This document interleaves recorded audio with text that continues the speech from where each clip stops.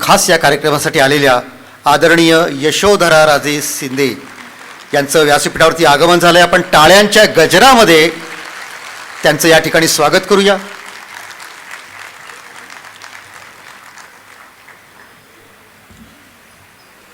त्याचप्रमाणे आजच्या कार्यक्रमाचे अध्यक्ष माननीय भूषण गोखले,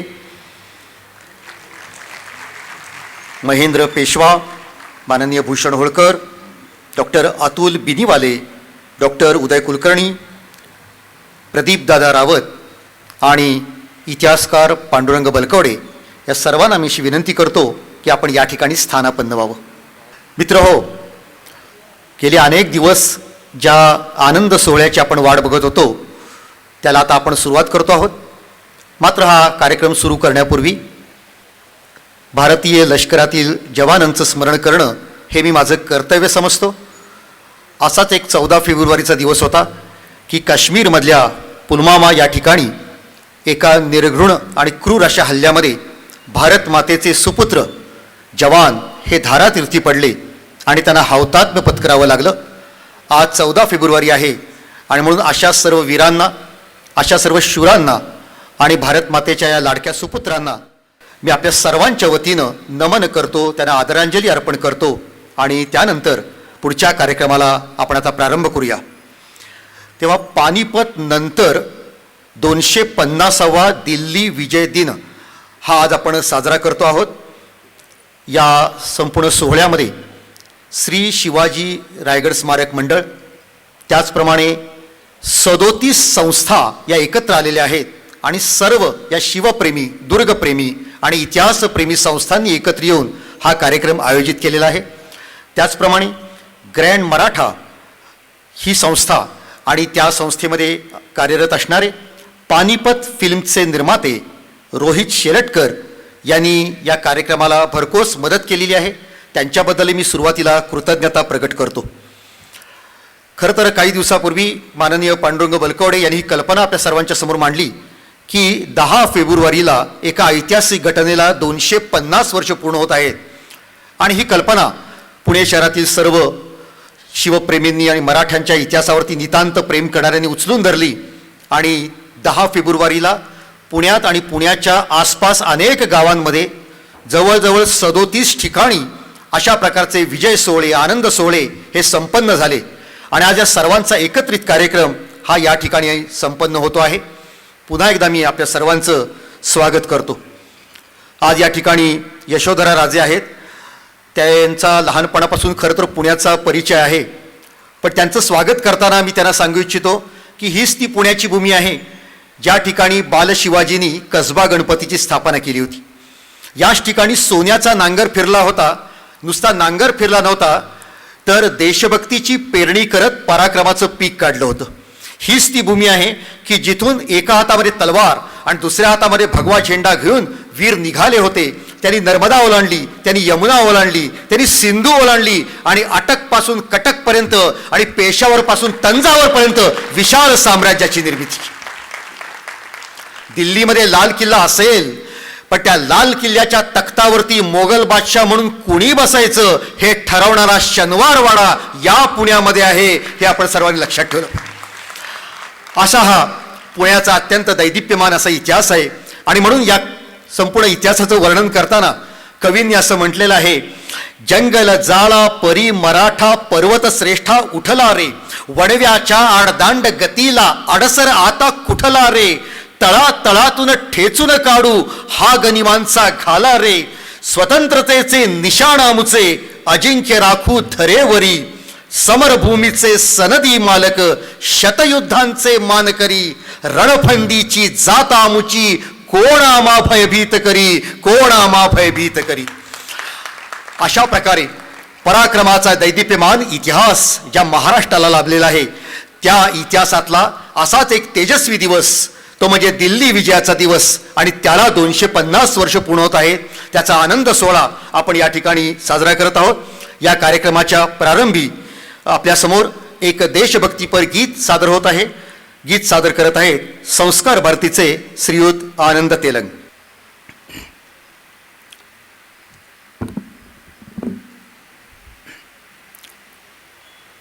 दिशा दिशातून कोटी मुखातून निनाद एकच आता अमुची अजिंक्य भारत माता. दिशा दिशातून कोटी मुखातून निनाद एकच आता अमुची अजिंक्य भारत माता. जय जय भारत माता. इथे जान्हवी नित्य वाहते घेऊन अमृतधारा. इथे झुळझुळे मलयगिरीचा शीतल गंधित वारा. धवल हिमालय या भूमीचा जगात उन्नत माथा मुची अजिंक्य भारत माता. जय जय भारत माता. इथे जन्मले रामदाविण्या कर्तव्याचा पंथ. कृष्ण सांगती धनंजयाला अमोल गीता ग्रंथ. वेदामधुनी इथे वाहती ज्ञानसुधेच्या सरिता मुची अजिंक्य भारत माता. जय जय भारत माता. बालशिवाही इथे न झुकवी अधमा पुढती मान. प्रताप राणा शिवबाजीचा असे मा अभिमान. इतिहासातून इथे रंगते पुरुषार्थाची गाथा मुची अजिंक्य भारत माता. जय जय भारत माता. मानवतेची चाड आम्हा परी दानवतेची चीड. सत्यासाठी मनी न कधीही धरू भीती वा भीड. प्राणदीप हा विझवू हासत आम्ही देशा करिता अमुची अजिंक्य भारत माता. दिशा दिशातून कोटी मुखातून निनाद एकच आता अमुची अजिंक्य भारत माता. जय जय भारत माता. जय जय भारत माता. धन्यवाद.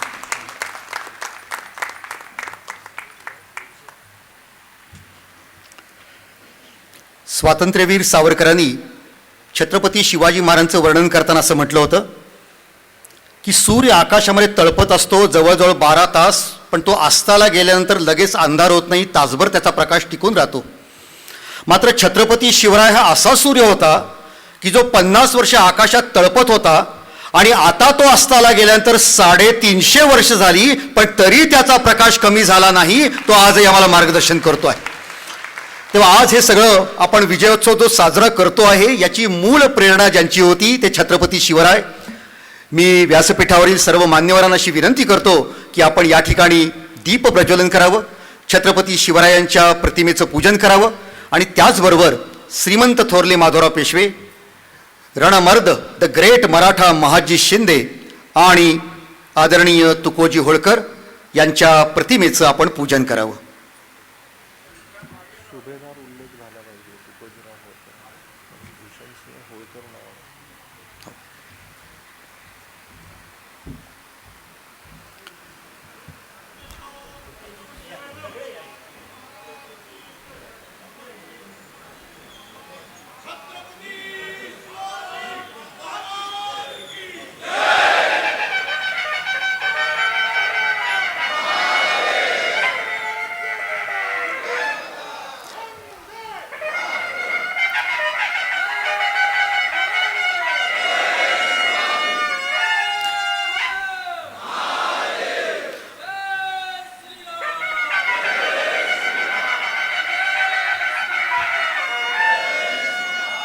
बोला छत्रपती शिवाजी महाराज की. हर हर जय भवानी.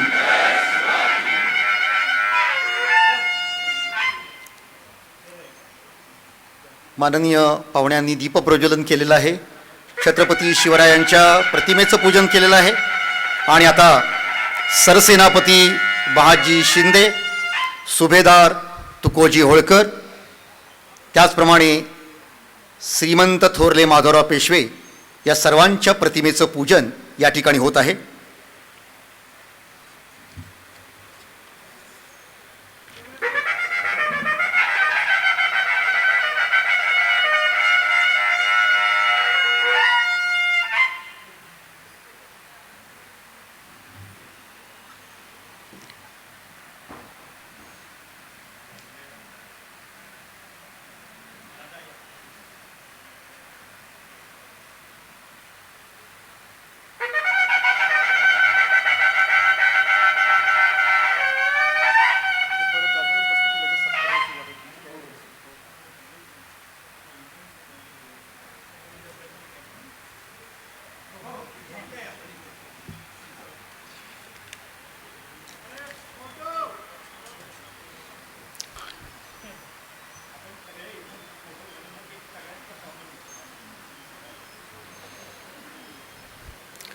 आपण सर्वांनी स्थानापन्न व्हावं आणि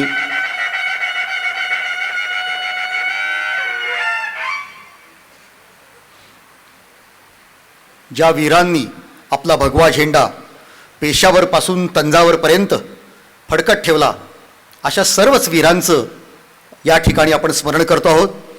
त्याच्यातील प्रातिनिधिक स्वरूपातील काही चित्र आपल्यासमोर आहेत. त्या ठिकाणी सरसेनापती महाजी शिंदे, सुभेदार तुकोजी होळकर आणि पंतप्रधान श्रीमंत थोरले माधवराव यांच्या प्रतिमेचं या ठिकाणी पूजन होतं आहे.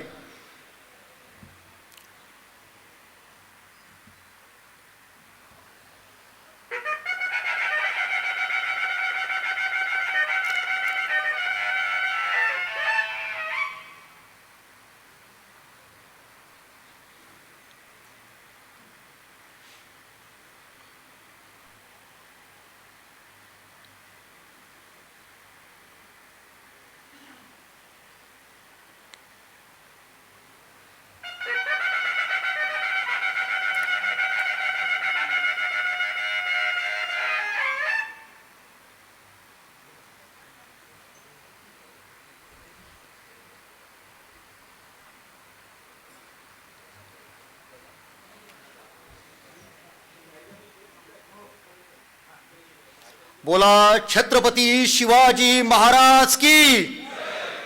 हर हर.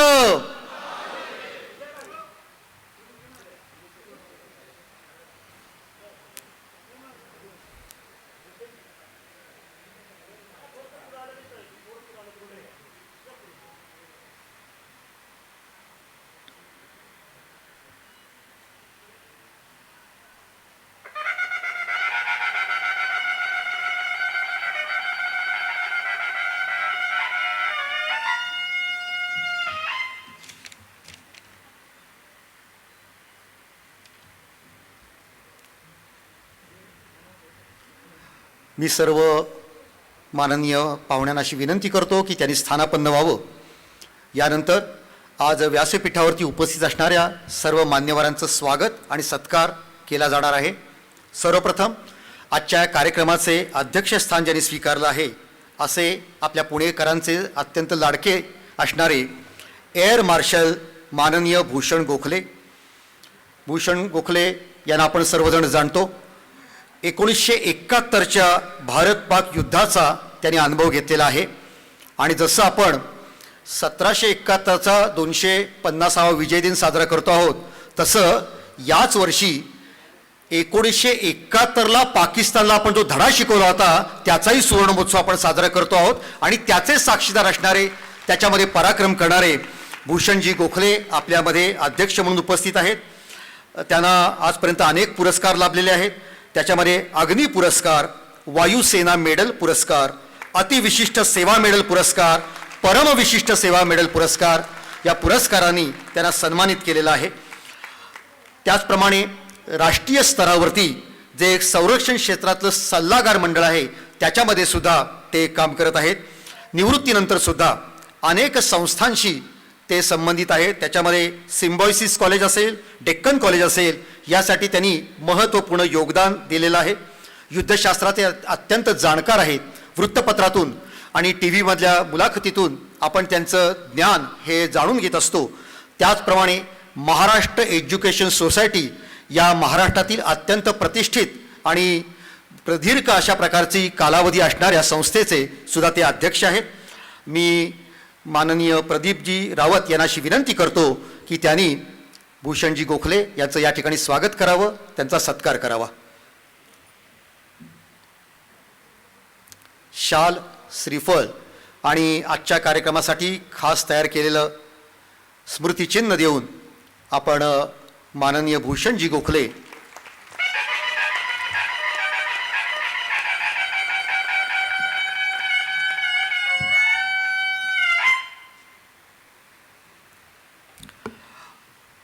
आणि आज आपल्या सर्वांच्या विनंतीला मान देऊन खास मध्य प्रदेशमधून या ठिकाणी आलेल्या आजच्या प्रमुख पाहुण्या माननीय 1954 मध्ये लंडन या ठिकाणी त्यांचा जन्म झाला. भारतीय जनता पक्षाच्या राष्ट्रीय उपाध्यक्ष आदरणीय राजमाता विजयाराजे शिंदे यांच्या त्या कन्या. त्यांनी राजकारणामध्ये प्रवेश केला. ग्वाल्हेर या ठिकाणून लोकसभेची निवडणूक लढवली.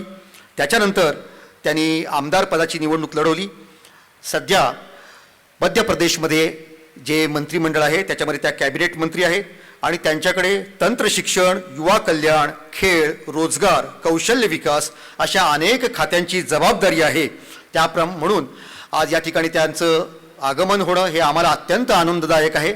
मी आजच्या कार्यक्रमाचे अध्यक्ष भूषणजी गोखले यांना विनंती करतो की त्यांनी आपल्या सर्वांच्या प्रेमाचं प्रतीक म्हणून त्यांना पुष्पगुच्छ, श्रीफल, स्मृतिचिन्ह आणि त्याचप्रमाणे छत्रपती शिवाजी महाराजांची प्रतिमा देऊन त्यांचं या ठिकाणी स्वागत करावं.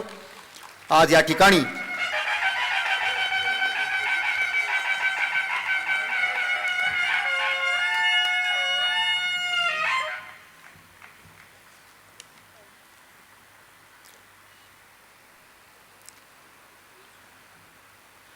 राणोजी शिंदे, जनकोजी शिंदे, दत्ताजी शिंदे आणि महादजी शिंदे अशी प्रचंड परंपरा ज्यांच्याकडे आहे अशा आदरणीय यशोधराराजे शिंदे, आम्ही तुमचं मनापासून स्वागत करतो.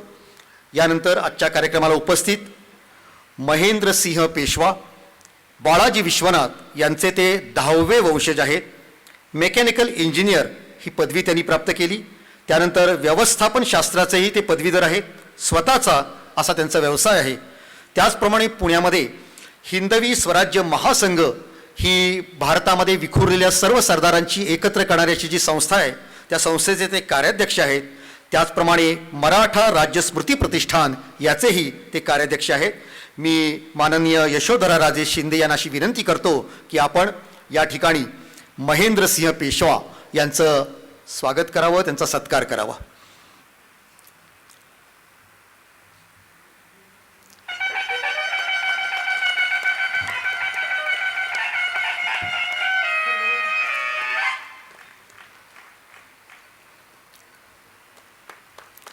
यानंतर सुभेदार तुकोजी होळकर यांचे वारसदार असणारे माननीय भूषण सिंह होळकर, मल्हारराव होळकर, अहिल्याबाई होळकर, तुकोजी होळकर अशी प्रचंड घराण्याचा त्यांचा वारसा त्यांना लाभलेला आहे.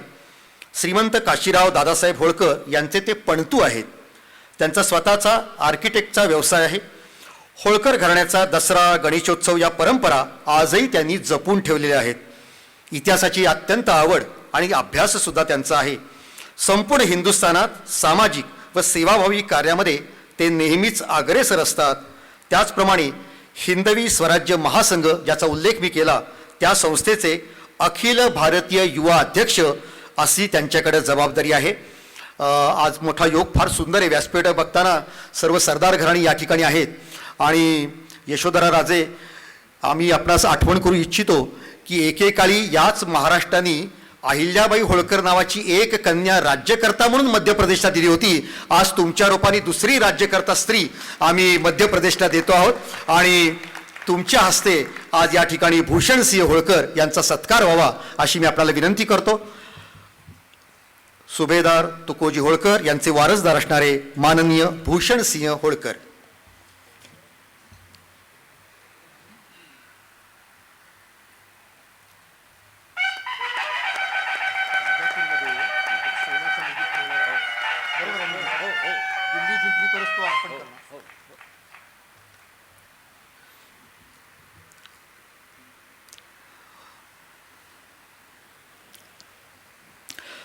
यानंतर माननीय डॉक्टर अतुलजी बिनीवाले पुणे येथे बीजे मेडिकल कॉलेजमधून MBBS आणि नंतर MD मेडिसिन हे शिक्षण त्यांनी प्राप्त केलं.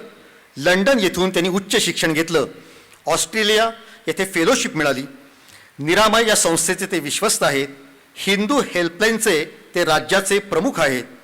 बॅडमिंटन असोसिएशनचे राष्ट्रीय उपाध्यक्ष आहेत आणि आजपर्यंत 8 वेळा त्यांनी चॅम्पियनशिपसुद्धा मिळवलेली आहे. असे पुणे इंटरनॅशनल सेंटरचे ते संस्थापक सदस्य आहेत. आणि नुकतीच मला जी माहिती मिळाली की आज आपण जो दिल्ली विजय साजरा करतो आहोत, राजापूर हे जे गाव आहे त्या गावामध्ये एक सोन्याचा गणपती आपल्याला पाहायला मिळतो. तो कशासाठी तर बिनीवाले सरदार बिनीवाल्यांनी असा नवस केला होता की जर आम्ही दिल्लीवरती विजय मिळवला तर हा सोन्याचा मुकुट मी देवाला अर्पण करेन आणि तो अर्पण त्यांनी केला होता. याचा अर्थ दिल्ली विजयाचं स्वप्न मराठ्यांच्या मनामध्ये किती रुतलं होतं हे आपल्याला पाहायला मिळतं. असे विसाजी पंत बिनीवाले यांचे वारसदार असणारे डॉक्टर अतुलजी बिनीवाले यांचा सत्कार माननीय यशोधरा राजे यांनी करावा अशी मी त्यांना विनंती करतो.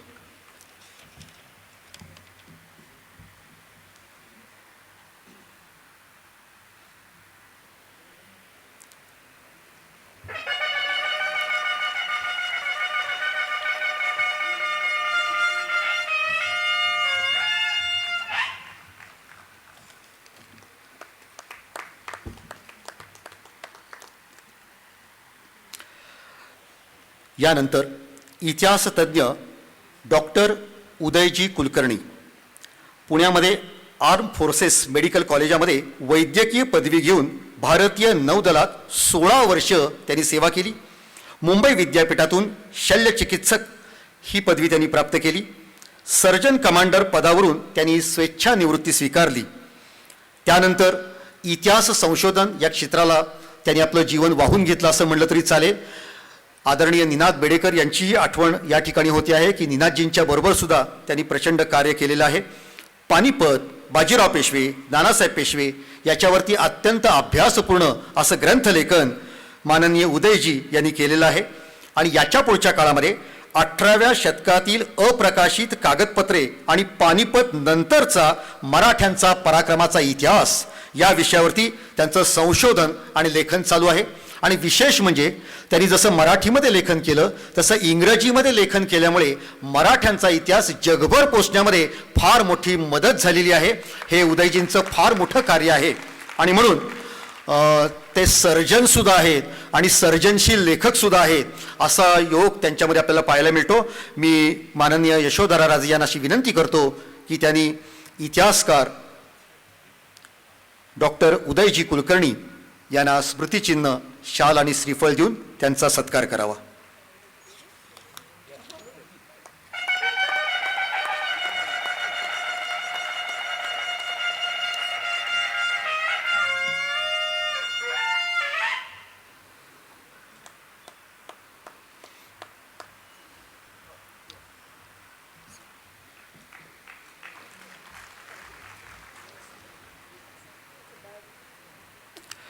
यानंतर माननीय श्रीयुत प्रदीप दादा रावत, राष्ट्रीय स्वयंसेवक संघाचे बालपणापासूनचे स्वयंसेवक, भारतीय जनता पक्षाच्या विविध जबाबदाऱ्या त्यांनी सांभाळल्या.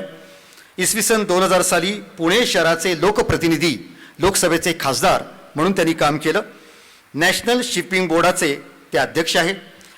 भांडारकर प्राच्य विद्या संशोधन मंडळाचे ते विश्वस्त आहेत आणि नुकतीच 110 वर्षाची परंपरा असणाऱ्या भारत इतिहास संशोधक मंडळाचे अध्यक्ष म्हणून त्यांची निवड झालेली आहे. राजकारणामध्ये असून सुद्धा प्रचंड व्यासंग, प्रचंड अभ्यास असं असणारं एक वेगळं व्यक्तिमत्व म्हणून प्रदीपजी रावत यांना आपण सगळे ओळखतो. मी यशोधरा राजे यांना अशी विनंती करतो की आपण प्रदीप दादा रावत यांचा या ठिकाणी सन्मान करावा.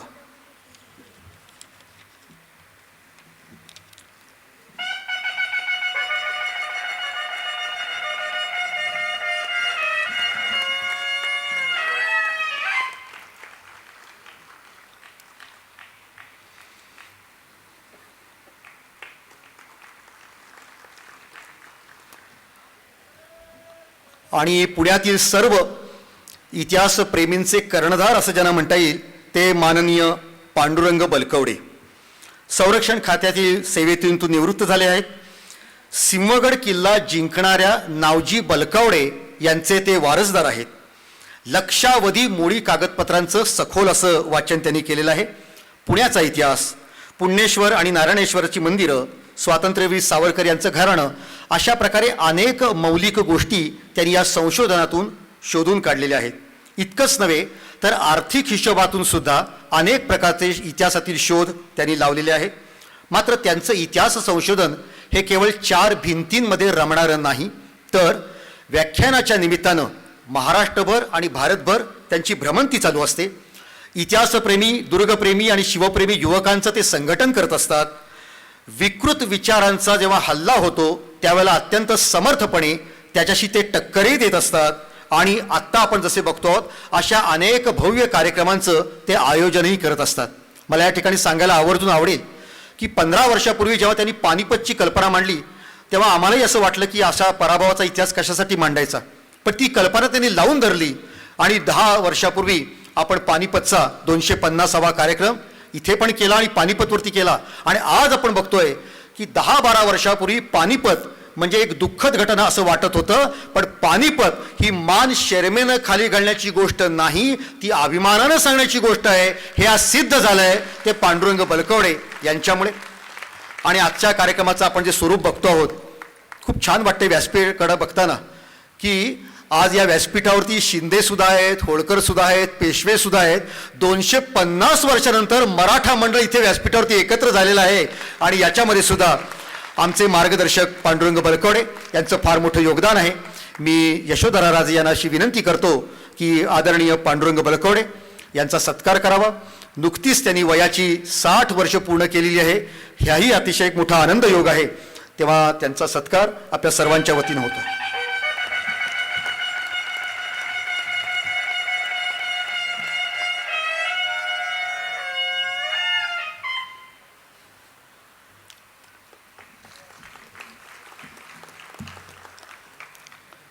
यानंतर ज्यांनी आपल्यासमोर आत्ता देशभक्तीपर गीत सादर केलं ते संस्कार भारतीचे आनंद तेलंग यांना पुष्पगुच्छ देऊन त्यांचा सत्कार करावा अशी मी माननीय अध्यक्ष भूषणजी गोखले यांना विनंती करतो. आनंद तेलंग.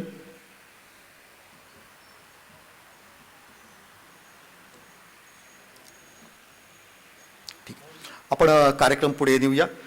आज व्यासपीठावरील सर्व मान्यवरांचं स्वागत झालेलं आहे आणि मग आता आपण खरे उत्सुक आहोत तो ज्या दिवसाचं, ज्या घटनेचं स्मरण करण्यासाठी आपण एकत्र आलो आहे तो महाराष्ट्राचा दैदिप्यमान इतिहास ऐकण्यासाठी. जो नजीब खान त्या पानिपत युद्धाचा खलनायक होता, त्याचं प्रेत ज्या ठिकाणी गाडलं होतं ते सुद्धा नंतर मराठ्यांनी उखडून काढलं आणि गंगेत फेकून दिलं. हा अभिमानाचा इतिहास आहे, तो लोकांपर्यंत पोचला पाहिजे. आणि म्हणून एका शाहिरांनी फार सुंदर वर्णन केलेलं आहे. फक्त शत्रूचे मढे गाडण्या जमीन मिळते आमुची, फक्त शत्रूचे मढे गाडण्या जमीन मिळते आमची, वाघाच्या जबड्यात घालून हात मोजतो दात, अशी ही जात मराठी आमची, पाच चाळून पाने आमुच्या इतिहासाची, पाच चाळून पाने आमुच्या इतिहासाची. ती इतिहासाची पानं आपल्यासमोर उलगडून दाखवण्यासाठी आणि आजच्या कार्यक्रमाचं प्रास्ताविक करण्यासाठी मी माननीय पांडुरंग बलकवडे यांना विनंती करतो.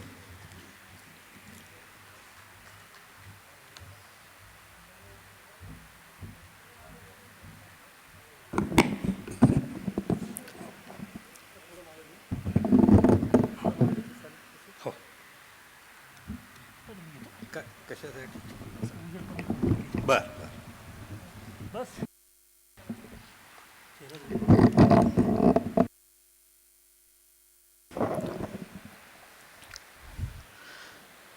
वक्रतुंड महाकाय सूर्यकोटी समप्रभ निर्विघ्नं कुरु मे देवो सर्वकार्येषु सर्वदा. आयादिशक्ती तुळजा भवानी छत्रपती शिवराय. मित्रांनो, आज मराठ्यांच्या दिल्लीवरील विजयाला 250 वर्ष पूर्ण होत आहेत आणि या निमित्ताने त्या भव्य दिव्य दैदिप्यमान इतिहासाचे स्मरण करण्यासाठी आपण इथं जमलेलो आहोत. या कार्यक्रमाचे अध्यक्ष आदरणीय एअर मार्शल भूषणजी गोखले, या कार्यक्रमाच्या प्रमुख पाहुण्या आदरणीय यशोधरा राजे शिंदे, या कार्यक्रमासाठी आवर्जून उपस्थित असणारे होळकर वंशांपैकी भूषणसिंगजी होळकर, महेंद्रजी पेशवा, डॉक्टर बिनीवाले, आमचे इतिहासकार मित्र डॉक्टर उदय कुलकर्णीजी, आमच्या सगळ्यांचे मार्गदर्शक प्रदीपदादा रावतजी आणि सर्व शिवभक्तांनो,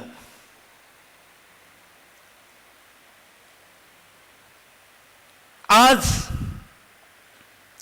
म्हणजे 10 फेब्रुवारी 2021 या दिवशी त्या पानिपताच्या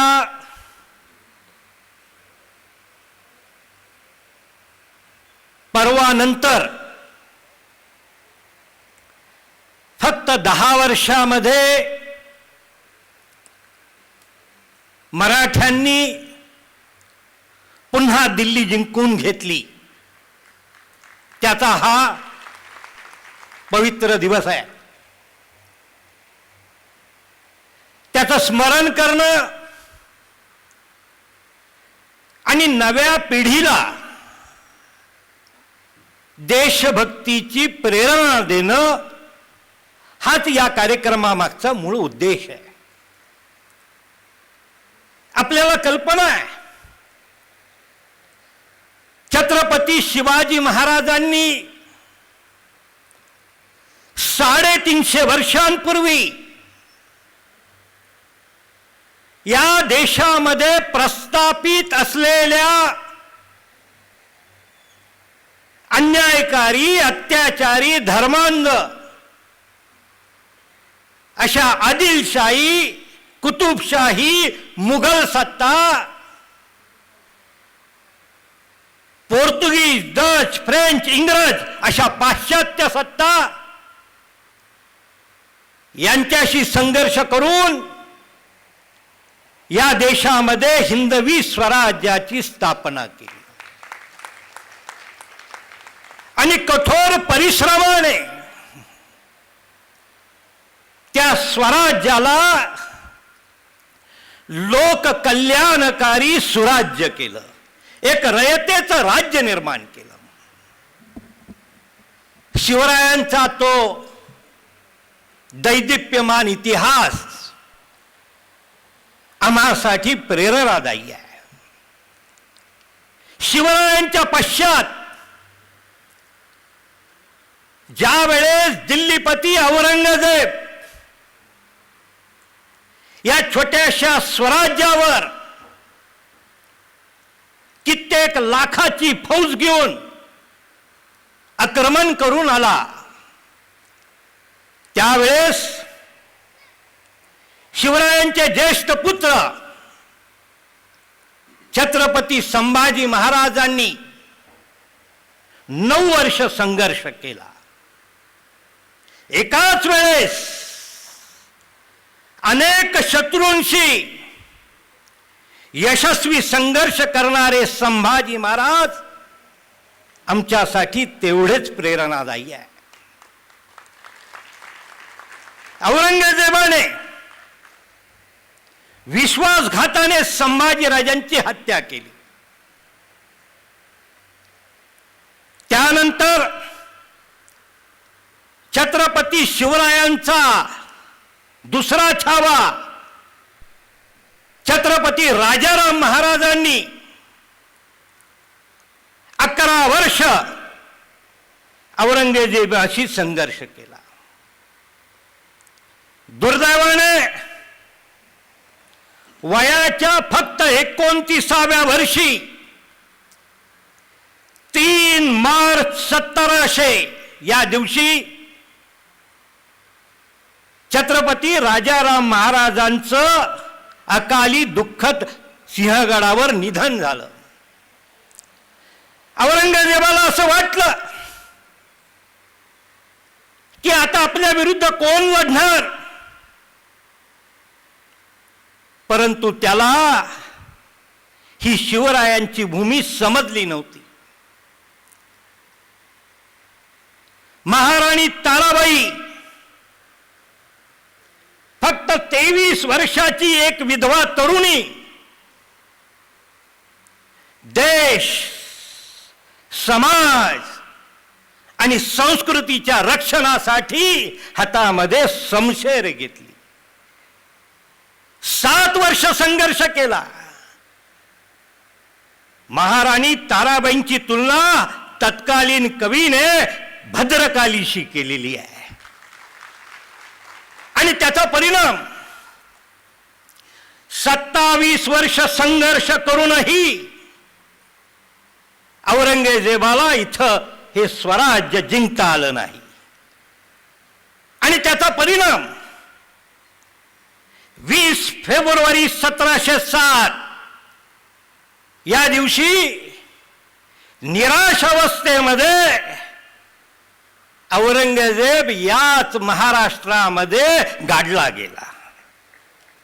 27 वर्षाचा तो मराठ्यांच्या स्वातंत्र्य समराचा इतिहास दैदिप्यमान झाला.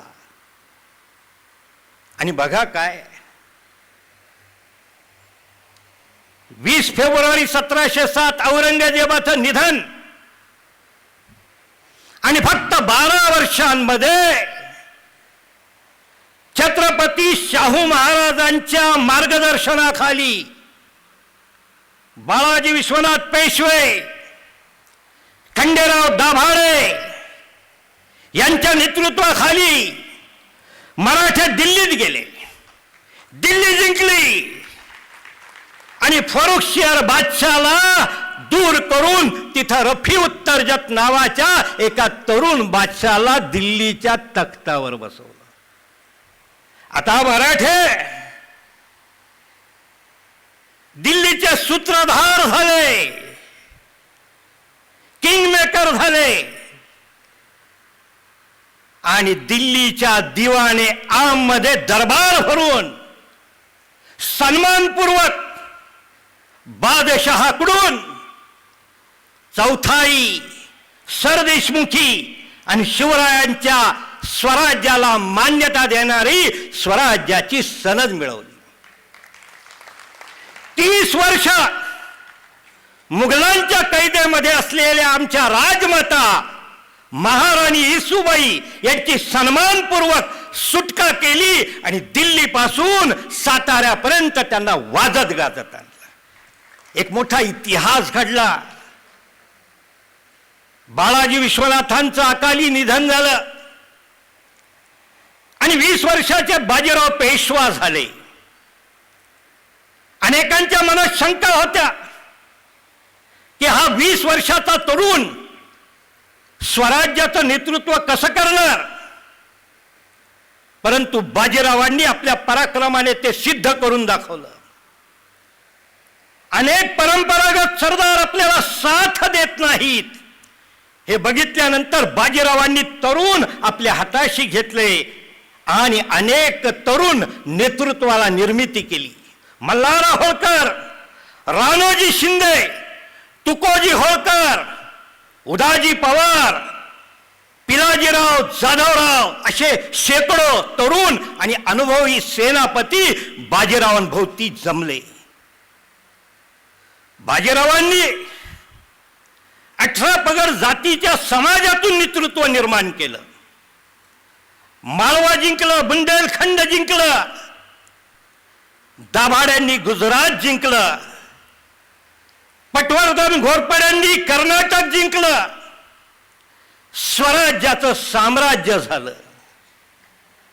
हळूहळू मराठ्यांमुळे मुघल साम्राज्य दुबळं होत गेलं.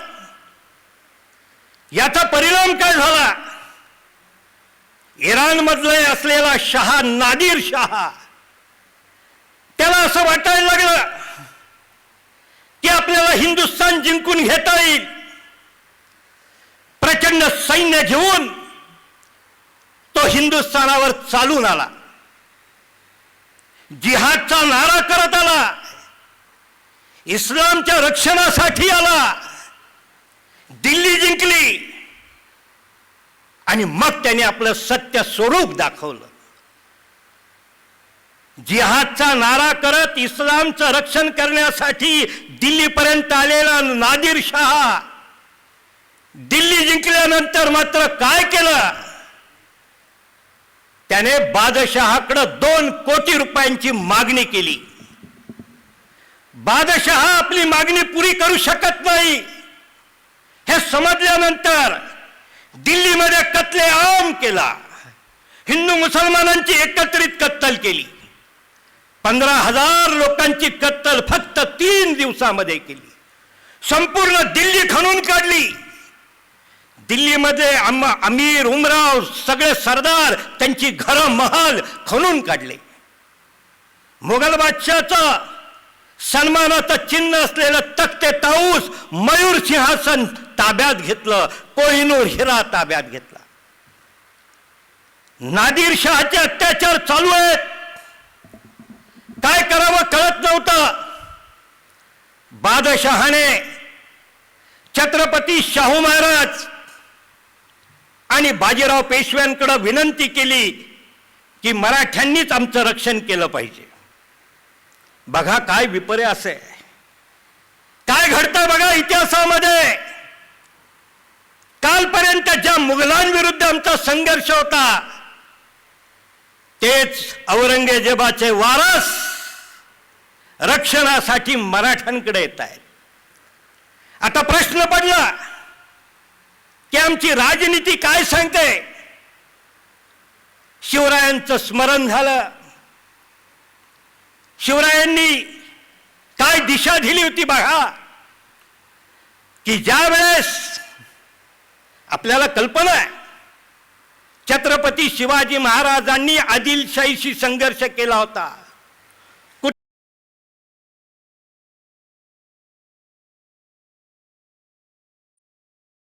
मुघलांचं आक्रमण दक्षिणेत येणार आहे हे लक्षात आल्यानंतर शिवाजी महाराजांनी आदिलशहा आणि कुतुबशाही बरोबर मैत्रीचा तह केला.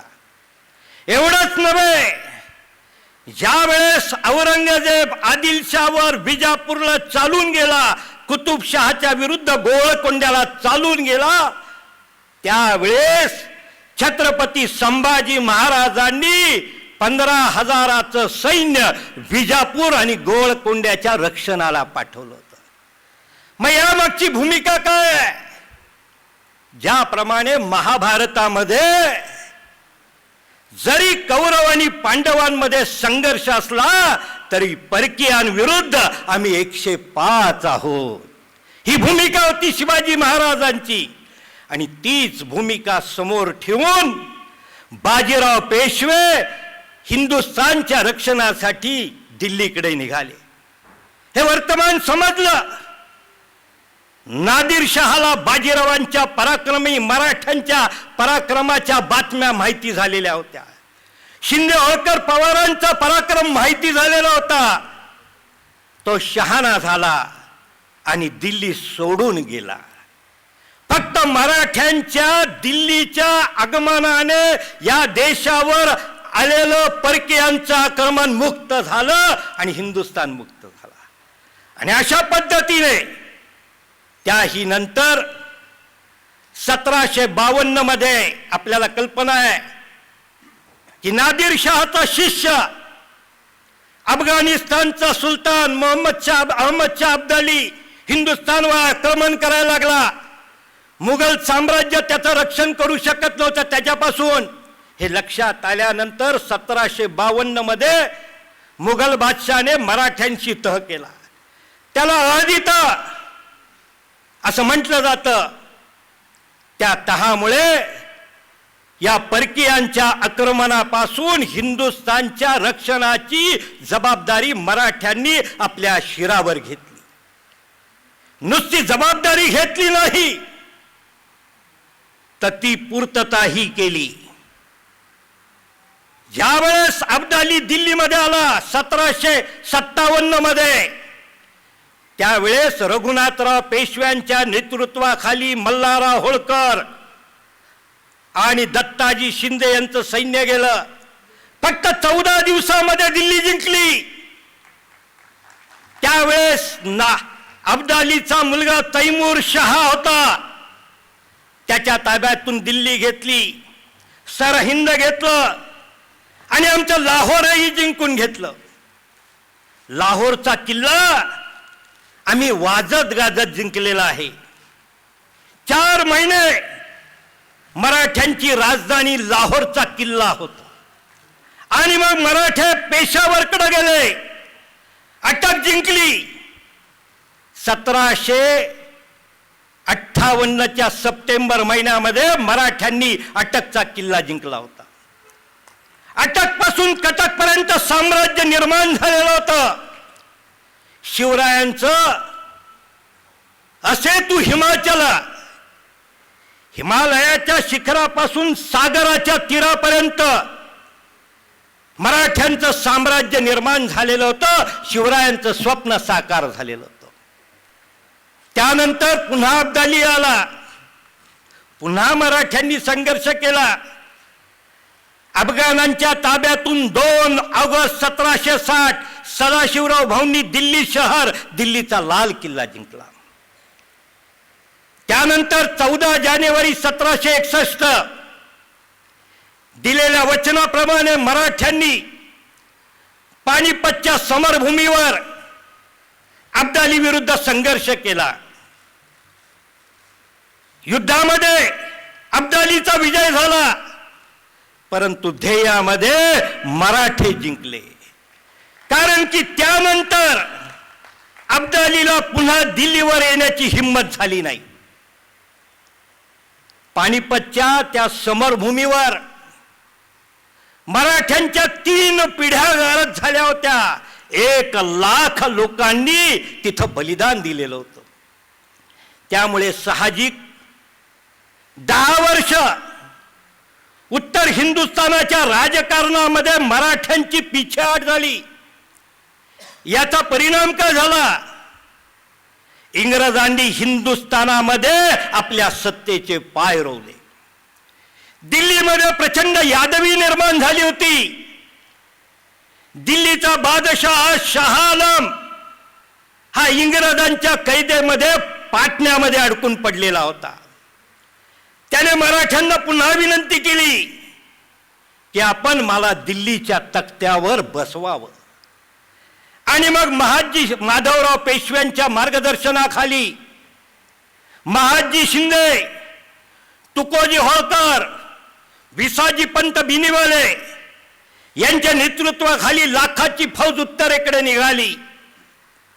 7 फेब्रुवारी 1771 या दिवशी मराठ्यांनी दिल्ली शहर जिंकलं. आणि फक्त 3 दिवसामध्ये 10 फेब्रुवारी 1771 या दिवशी मराठ्यांनी दिल्ली जिंकली. आणि त्यानंतर 32 वर्ष मराठ्यांनी दिल्ली आणि हिंदुस्थानचं रक्षण केलेलं आहे. शेवटची एकच गोष्ट सांगतो. महादजी शिंद्यांनी दिल्ली आणि हिंदुस्थानचा कारभार पाहिला. बादशहाचे वजीर मुतालिक होते ते. महादजी शिंद्यांच्या पश्चात 1803 साली ज्यावेळेस जनरल लेकच्या नेतृत्वाखाली इंग्रजांचं सैन्य दिल्ली जिंकण्यासाठी आलं, त्यावेळेस दुर्दैवाने मुघलांचं सैन्य दिल्लीच्या रक्षणाला आलंच नाही. परंतु मराठ्यांचं सैन्य दौलतराव शिंदेंनी पाठवलेलं 7,000 सैन्य शेवटपर्यंत दिल्लीसाठी लढत राहिलं. आणि म्हणूनच जनरल लेकने आपला दिल्ली विजयाचा इतिहास लिहिलेला आहे. त्या इतिहासामध्ये तो लिहितो की दिल्ली आम्ही मुघलांशी लढून जिंकलेली नाही, तर दिल्लीसाठी आम्हाला प्राणपणाने मराठ्यांशी लढावं लागतं. आणि त्याचं स्मारक आजही दिल्लीच्या नोएडा रेसकोर्समध्ये इंग्रजांनी मराठ्यांवर जो विजय मिळवला त्याचा विजय स्तंभ आहे. आणि त्या स्तंभावर मराठ्यांच्या पराक्रमाची गाथा लिहिलेली आहे. मराठ्यांनो, छत्रपती शिवाजी महाराजांनी जे जे काही वचन ह्या देशाला दिलेलं आहे ते प्रत्येक मराठी माणसाने ते पूर्ण केलं पाहिजे. आम्हाला एक सशक्त हिंदुस्थान निर्माण करायचं आहे. आम्हाला एक भयमुक्त हिंदुस्थान निर्माण करायचं आहे. आम्हाला एक भ्रष्टाचार मुक्त निर्माण करायचं आहे. आणि आम्हाला एक विज्ञाननिष्ठ हिंदुस्थान निर्माण करायचं आहे. ज्यावेळेस असा एक सुवर्ण भारत आम्ही निर्माण करू, त्याच वेळेस आम्ही सच्चे शिवभक्त आहोत, छत्रपती शिवाजी महाराजांचे वारस आहोत असं सांगण्याचा आपल्याला अधिकार प्राप्त होईल. एवढंच या मंगल प्रसंगी व्यक्त करतो आणि मी इथेच थांबतो. जय हिंद, जय महाराष्ट्र. धन्यवाद.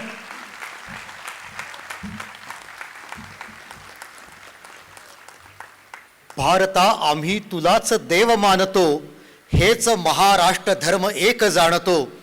हे आपल्याला माननीय पांडुरंगजी यांच्या व्याख्यानातून जाणवलं. यानंतर आपल्यासमोर येत आहेत डॉक्टर उदय कुलकर्णी.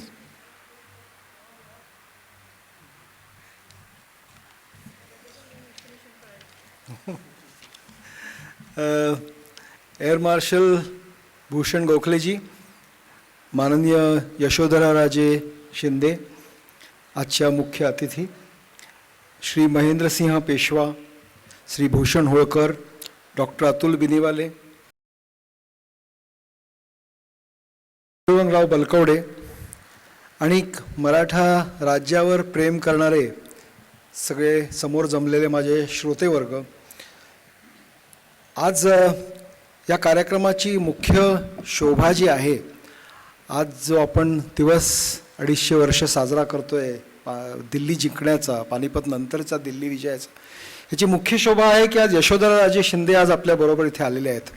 आणि एक वेळात वेळ काढून केवळ या कार्यक्रमासाठी इतक्या लांबून येणं, त्यांचा जर कार्यक्रम तुम्ही ऐकला, ग्वाल्हेरहून दिल्ली, उज्जैनहून भोपाळ, तिथून दिल्लीहून पुणे, अशा मोठ्या बिकट परिस्थितीतून त्यांनी वेळ काढून आज आपल्यासाठी काढला आहे. त्यामुळे त्यांचे खरंच शतशः आभार मानूनच मी सुरुवात करतो. आजचा हा अपूर्व सोहळा कशाकरता आहे, आज पांडुरंगरावांनी इतक्या उत्कृष्ट रीतीने पूर्ण मराठा इतिहास 15 मिनिटात सांगितला आहे. हे खरंच ऐकून सगळे आपण दंग झालो होतो ऐकल्यामुळे. आणि आजचा हा जो दिवस आहे 250 वर्ष दिल्ली जिंकण्याचा, ही फक्त या घटनेची नाही, पण त्यावेळेचे जे वीर होते, ज्यांनी ही घटना घडवून आणली, त्यांच्या वंशजांना मानवंदना देण्याचा हा दिवस आहे. तेव्हा हे दोन्ही कार्यक्रम आज आपण इकडे या स्टेजवर करतोय आणि त्यासाठी इतकी सुंदर आपल्याला जागा मिळाली आहे. अंदाजे 10-11 वर्षांपूर्वी मला आठवतं आहे, मी पत्थरगडला गेलो होतो. आणि हा एक किल्ला आहे, भक्कम किल्ला आहे. जवळजवळ एक अर्धा ते पाऊण किलोमीटर लांबीचं प्रत्येक भिंत आहे, म्हणजे एवढा मोठा व्यास आहे त्याचा, जवळजवळ 2.5 किलोमीटरचा व्यास असेल त्या किल्ल्याचा. आणि नजीब खाननी तो किल्ला 1755च्या सुमारास बांधला आहे. नजीबाबाद नावाचं शहर त्यांनी वसवलं. हे गंगेच्या पार आहे आणि बिजनौर जिल्ह्यामध्ये हे गाव आहे. आणि तो किल्ला म्हणजे नजीबाबादचा एक बालेकिल्ला होता. आणि त्या बालेकिल्ल्याला बघण्याची माझी खूप उत्सुकता होती, कारण पानिपतचा जो खलनायक म्हणून आपण ओळखतो नजीब खान, त्या नजीब खानचं गाव आणि त्याचा किल्ला हे बघण्यास मला खूप उत्सुकता होती. म्हणून इतक्या लांब मी त्या ठिकाणी बघायला गेलो. आणि कारण नजीब खानने पानिपतचं युद्ध घडवलं, तह शेवटपर्यंत होऊ दिला नाही. दत्ताजी शिंदे यांचं मकर संक्रांती 1760 साली यमुनेच्या काठावर बुराडी घाट दिल्लीजवळ इथे ज्यांनी जखमी अवस्थेत वध केला. पानिपत नंतर जनकोजी शिंद्यांना परत जखमी अवस्थेत जेव्हा बरखुरदार खानाच्या छावणीमध्ये पकडलं होतं, तेव्हा आपली अशी भारतीय युद्धाची पद्धत आहे की एखाद्या जखमी माणसाला आपण काही अभय देतो, तेव्हा त्याची निघृणपणे हत्या केली. असा हा नजीब खान. तेव्हा पानिपतचा खलनायक ही पदवी त्याला सर्व अर्थाने अशा माणसाचा हा पत्थरगड किल्ला बघण्यासाठी मी खूप उत्सुक होतो.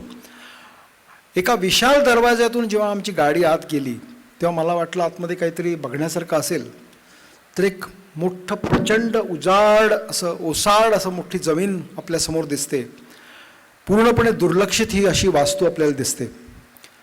तिथे काही मुलं नजीबाबाची क्रिकेट खेळत होती. मी त्या इतिहासाने त्यावेळेला सर्व पानिपतचा इतिहास डोळ्यासमोर माझ्या येत होता की या माणसाने काय काय केलं. आणि मी त्या मुलाला विचारलं की तुला माहिती आहे का कोणाचा किल्ला है, क्या तुम्हें मालूम है ये किसका किला है, यहाँ पे क्या इतिहास हुआ था. मालूम है सर, क्या किसका था. त्याचं उत्तर ऐकून तुम्ही सर्व आश्चर्यचकित व्हाल. त्यांनी मला काय सांगितलं की ये किल्ला सुलताना डाकू का था. नजीब खान, त्याचा मुलगा जाबेता खान आणि त्याचा क्रूरकर्मा नातू गुलाम कादिर यांचा आज हा वारसा आहे, तो सुद्धा त्याच्या राजधानीत. तेव्हा जे वाईट कर्म करतात त्यांचा शेवट ही असाच होतो. आणि अशा पद्धतीने त्यांची आज आठवण त्यांच्या स्वतःच्या गावामध्ये या तरुण मोठ्या होणाऱ्या मुलांच्या मनामध्ये आहे. आज आपण पत्थरगड हा बद्दल मी बोललो, पण हा आजचा विषय नाही. दिल्ली विजयाने सुरू झालेल्या प्रवासाचा पत्थरगड जिंकणे हा एक त्याचा कळस आहे. आणि मराठ्यांनी जेव्हा पत्थरगड जिंकला तेव्हा 3 आठवडे त्यांनी तिथली खणती लावली, प्रत्येक इमारत खणली. कारण पानिपतवर लुटलेलं सर्व त्यांचं धन, अनेक त्यांच्याकडचे कुटुंब कबिले हे सगळे पत्थरगडमध्ये बंदिस्त होते. या सगळ्यांची सुटका तर मराठ्यांनी केलीच, पण प्रचंड संपत्ती किल्ल्याच्या आतून त्यांना मिळाली. सर्व इमारती त्यांनी जमीनदोस्त केल्या. तो किल्ला पूर्णपणे नष्ट झाला. आणि एवढ्यावरती थांबले नाहीत. नजीबाबादला मी जाऊन नजीब खानची कबर देखील बघितलेली आहे. ती कबर अजूनही अशी दिसते आपल्याला. तिकडे 2-3 कबरी आहेत त्याच्या कुटुंबाच्या, एका मकबऱ्याच्या आतमध्ये आहेत. त्यावेळेला वासुदेव शास्त्री खरेंनी सांगितले की ती पूर्णपणे नष्ट केलेली होती आणि नॉर्थ वेस्ट फ्रॉन्टियर गॅझेटियरमध्ये मेन्शन्ड आहे की ती मराठ्यांनी विद्रूप केली. तेव्हा दोन वेगळ्या आपल्याला सोर्सेसमधून कळतं की त्या कबरेवर नक्कीच मराठ्यांचा हल्ला झाला होता. अशा पद्धतीने पानिपतचा एक प्रकारचा प्रतिशोध त्यावेळेला जो मराठ्यांच्या मनामध्ये धगधगतात एक आग होती ती थोडीशी त्यांना तिकडे विझवता आली. पण आपण आता थोडंसं मागे येऊया. पानिपताच्या नंतर काय झालं? पांडुरंगरावांनी पूर्ण इतिहास पानिपतपर्यंत सांगितला आहे. नंतर त्यांना सांगायला कदाचित थोडा वेळ कमी पडला. तर पानिपत नंतर काय झालं? जशी मराठ्यांचे खंदे फलंदाज ज्याला आपण म्हणतो, आपल्या इंडियन क्रिकेट टीमचे पहिले 6 बॅट्समॅन आऊट झाल्यावर काय परिस्थिती टीमची होते ते आपण अलीकडे ऑस्ट्रेलियाच्या पहिल्या टेस्टमध्ये पाहिलं आहे. काहीसं तसंच पानिपतमध्ये झालं. सदाशिवराव भाऊ, विश्वासराव, शमशेर बहादूर हे तिघंजणं पानिपतच्या युद्धामध्ये मारले गेले. त्यापूर्वी दत्ताजी शिंदे, जनकोजी शिंदे, तुकोजी शिंदे देखील पानिपतात मारले गेले. त्यामुळे एक लीडरशिप व्हॅक्यूम ज्याला आपण म्हणतो की ज्या नेते जे होते, ज्या नेत्यांच्या जीवावर राज्य चालू शकतं, ह्या नेत्यांची एक पूर्ण फळीच्या फळी नाहीशी झालेली आपल्याला दिसून येते. आणि यामुळे उत्तरेकडचे जे सत्ताधीश होते, जे इतके वर्षानुवर्ष मराठ्यांच्या अंकित होते, ते सत्ताधीश मराठ्यांची जितकी ठाणी होती ती उठवायला लागली. गंगा यमुनेच्या दुआबामधली जी जागा होती ती सगळे हडप करू लागले. माळवा आणि बुंदेलखंड जे बाजीराव साहेबांच्या काळापासून आपल्या अंकित होते तिथेसुद्धा बंड व्हायला लागली. अशा पद्धतीने फक्त चमेलवर नाही, चंबळवर नाही, पण नर्मदेच्या उत्तरेवर तरी मराठ्यांचा सत्ता राहते का नाही अशी शंका निर्माण व्हायला लागली. दक्षिणेमध्ये निजामाने पुण्यावर हल्ला केला. ह्या पर्वतीच्या देवळांमधल्या मूर्त्या त्यावेळेला नष्ट केल्या. इथले वाड्यांना 1/3 शहर जाळून टाकलं. हैदर अलीने दक्षिणेत उठाव केला. चहूकडून मराठ्यांच्यावर त्यावेळेला हल्ला झाला. नानासाहेब पेशव्यांचा त्यावेळेला मृत्यू झाला होता जून 1761मध्ये. 16 वर्षाचा माधवराव त्यावेळेला पेशवेपदी आलेला होता. सर्वत्र घरभेदे पसरले होते. घरातले बखेडे खूप वाढलेले होते. चहूकडून शत्रू आपल्यावर अंगावर तुटून पडत होते. ही मोठी कसोटीची वेळ होती त्यावेळेला. पहिली सलामी जी माधवरावांनी त्यावेळेला केली ती म्हणजे राक्षस भुवनच्या युद्धामध्ये. ऑगस्ट 1763मध्ये निजामाचा मोठा पराभव केला. त्याचा जो दिवाण होता विठ्ठल सुंदर, त्या विठ्ठल सुंदराचा तिकडे शिरच्छेद झाला. आजही तुम्ही राक्षस भवनला गेलात तर विठ्ठल सुंदराची समाधी आपल्याला तिकडे बघायला मिळते. गोदावरीच्या पार निजाम आपल्या सैन्याचा ऱ्हास होता, नुसता बघत बसला, त्याला काही करता आलं नाही. हा जो पराभव निजामाचा झाला त्याच्यातून त्यांनी एवढा मोठा धडा घेतला की पुढची 32 वर्ष 1795पर्यंत तो परत मराठ्यांच्या वाटेला गेला नाही. खर्ड्याच्या युद्धापर्यंत जेव्हा त्याला परत मराठ्यांनी पराभव केला. निजामाचं प्रकरण मिटल्यानंतर माधवरावांनी दक्षिणेकडे हैदर अलीकडे मोहीम वळवली. हैदर अलीच्या विरुद्ध त्यावेळेचे मोठे सरदार होते. माधवराव स्वतः पहिल्या 3 स्वाऱ्यांना गेले होते. त्यांच्याबरोबर गोपाळराव पटवर्धन, त्रिंबक मामा पेठे असे मोठे मोठे सरदार बरोबर होते आणि त्यांनी हैदरला 3 वेळा मोठा पराभव केला. श्रीरंगपट्टणमपर्यंत मराठ्यांचा सत्ता अंकित केली. दक्षिण एक प्रकारे निर्वेद करून टाकला. दक्षिणेकडून काही कुठल्या प्रकारचा धोका नाही हे खंबीरपणे कळलं. ह्या काळामध्ये काय झालं होतं, शिंद्यांच्या घरामध्ये पूर्ण वाताहत झाली होती. एवढे मोठे मोठे वीर त्यांनी गमावले होते.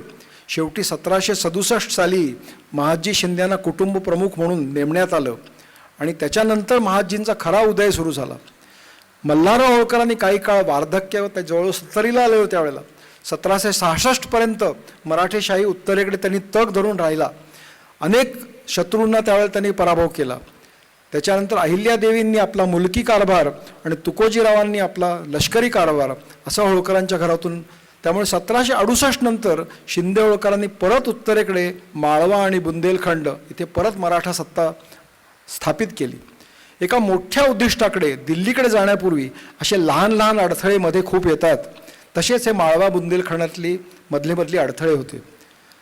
शेवटी 1769 साली माधवराव पेशव्यांनी विसाजी कृष्ण बिनीवाले, रामचंद्र गणेश कानडे या दोघांच्या बरोबर 50,000 फौज उत्तरेकडे पाठवली. ही फौज शिंदे होळकरांना मिळाली आणि 4ही सरदार उत्तरेकडे सरसावले. चंबळ पार करून यमुनेच्या काठावर पोचले. एवढी मोठी सेना, एवढे मोठे सरदार येऊन पोचलेले बघून नजीब खान त्याला एकदम थरकाप सुटला की आता ह्याच्यातून माझी काही सुटका नाही. ज्या लोकांच्यावर मी इतके अत्याचार केलेत त्यांच्याकडून माझी ह्यावेळेला सुटका होणार नाही. तो त्यावेळेला कात्रीत सापडला होता. उत्तरेकडून शिखांनी हल्ला केला होता, दक्षिणेतून मराठे आलेले होते. आपला मुलगा जाबेता खानला त्यांनी मराठ्यांच्या छावणीत पाठवलं. कुठल्याही परिस्थितीत आमच्याशी तह करा, मी तुम्हाला मार्ग दाखवतो, मी तुम्हाला दिल्ली घेऊन देतो. वास्तविक लाल किल्ला त्यावेळेला नजीब खानाच्या ताब्यात होता. पण त्यावेळेला महादजी शिंद्यांनी स्पष्टपणे सांगितलं की नजीबशी कुठल्याही परिस्थितीमध्ये तह होणे नाही. यापूर्वी देखील नानासाहेब पेशव्यांचं पत्र होतं की नजीब म्हणजे अर्धा अब्दाली आहे, या सर्पाला दूध पाजू नका. आणि तीच भूमिका महादजी शिंद्यांनी त्यावेळेला घेतली आणि नजीबच्या छावणीवर मे 1770ला मराठ्यांनी मोठा हल्ला केला. या हल्ल्याची बातमी नजीब खानला आधी मिळाली होती, त्यामुळे तो छावणी सोडून पळून गेला आणि ती पूर्ण छावणी मराठ्यांनी लुटली. त्याच्यानंतर मराठ्यांनी दुआबाद गेले आणि गंगेपर्यंत पोचले. अलीगड आधी त्यांनी कॅप्चर केला आणि अलीगड हे जे गाव आहे, आज तुम्ही त्याच्याबद्दल काहीही म्हणा, पण अलीगडचा किल्ला हा 1803 पर्यंत शिंद्यांच्या ताब्यात होता. पहिलं युद्ध जे लॉर्ड लेकचं झालं ते अलीगडच्या किल्ल्यात झालं. तेव्हा हा किल्ला शेवटपर्यंत आणखीन पुढचे 32 वर्ष आपल्या ताब्यात राहिलेला होता. अलीगडून ते परत दुआब करून सिकंदराबादला आले आणि सिकंदराबादला जानेवारीच्या सुरुवातीला 1771 त्यांनी मोठी लूट केली.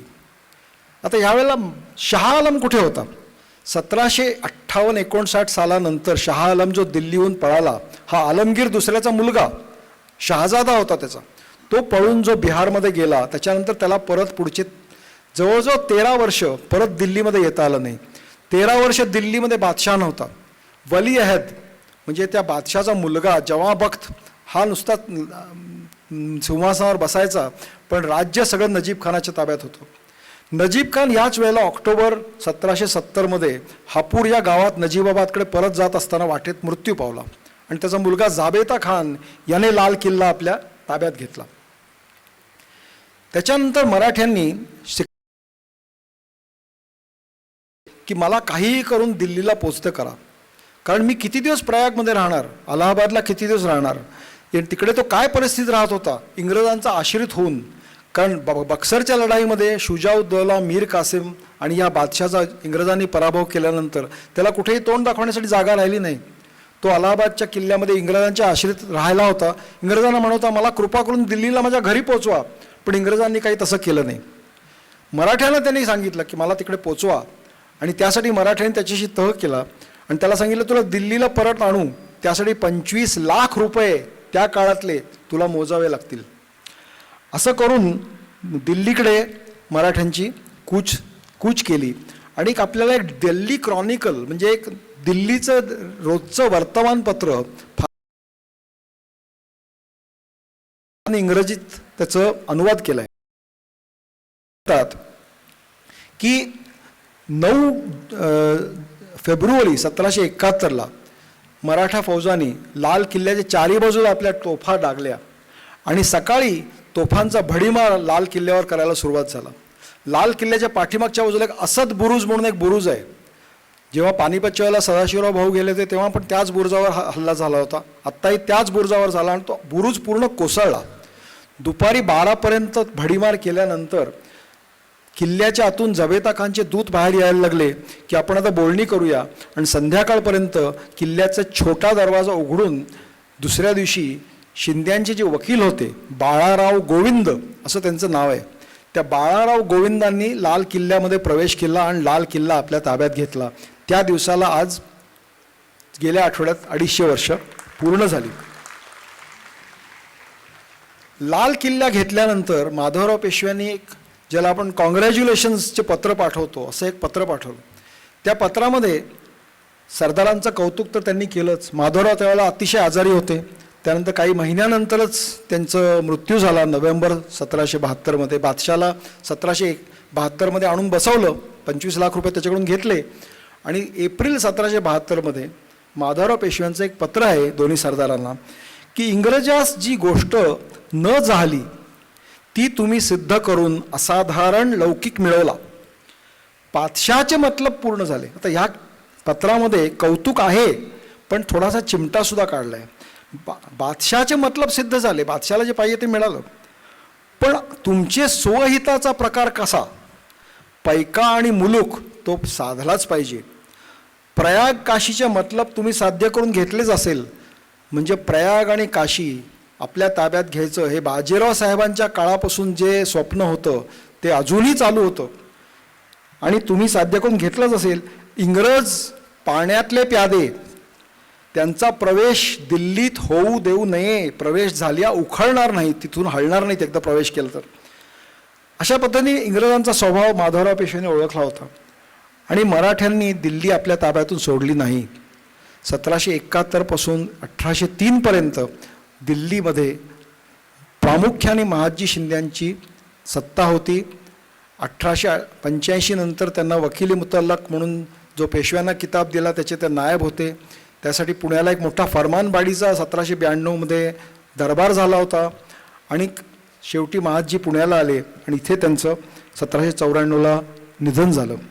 तर हा एक उज्ज्वल इतिहास आपल्यापुढे राहिलेला आहे आणि ह्या उज्ज्वल इतिहासातून आपण आज काय बोध घ्यायचा हे पांडुरंगरावांनी सांगितलं आहे. मी थोडक्या शब्दात सांगतो की बहुत कुछ शिकण्यासारखं आहे, पण एक गोष्ट मात्र स्पष्ट आहे आणि ती म्हणजे एकजूट असलेला महाराष्ट्र खूप काही साध्य करू शकतो, खूप मोठे पराक्रम करू शकतो, आजही करू शकतो. तेव्हा आजच्या काळाची गरज आहे की एकत्रितपणे ह्या सर्व संकटांना तोंड द्यायचं, तरच आपण परत पहिल्या स्थानावर मराठा सत्ता जाऊ शकेल.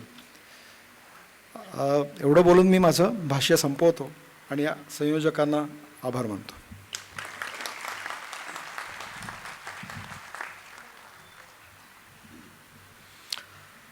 लहानपणी कधीतरी गीतामध्ये आपण असं ऐकलं होतं, म्हटलंही होतं, टक्कर देता पत्थर फुटती, डोंगर मातीला मिळती.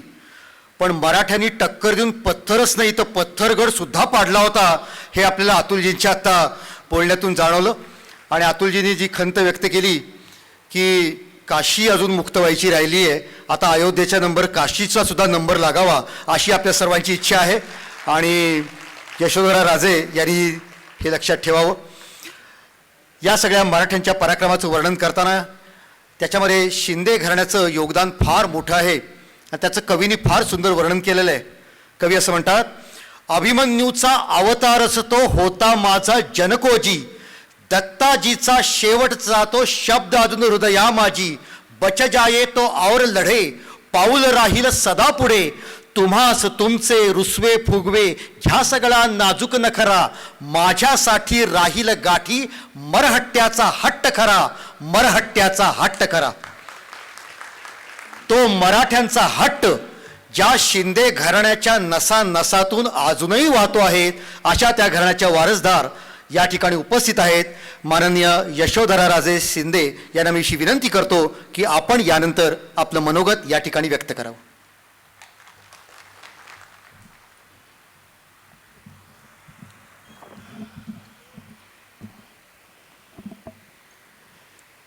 सभागारमध्ये सगळ्यांना मी नमस्कार करतो.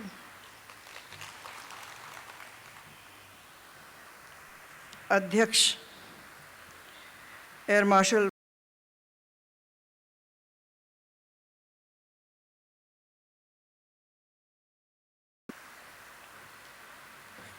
श्री महेंद्र पेशवाजी, इतिहासकार पांडुरंग बलकावडे जी, डॉक्टर उदय कुलकर्णी जी, डॉक्टर बिनीवाले जी,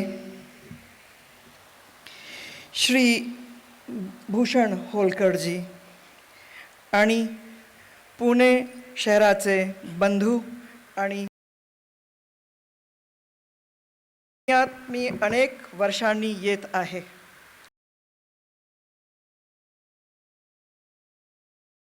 हिंदुस्थानाची जणू राजधानी होती. याचे कारण 18व्या शतकातील मराठा साम्राज्याचा भक्कम पाया छत्रपती शिवाजी महाराज, संभाजी महाराज आणि राजाराम महाराज यांनी रचला. त्याचे विवेकी धोरणाने 18 पगड जातींना एकत्र आणून एक शक्तिशाली एकजूट सत्ता स्थापन करून मोघल साम्राज्याचा जो ढाचा होता तो नष्ट केला आणि स्वराज्याची स्थापना केली. 18व्या शतकातच श्रीमंत बाजीराव पेशवा यांनी प्रमुख सरदारच्या बरोबर या स्वराज्याचे साम्राज्यात रूपांतर केले. पिलाजी जाधवरावनी आपले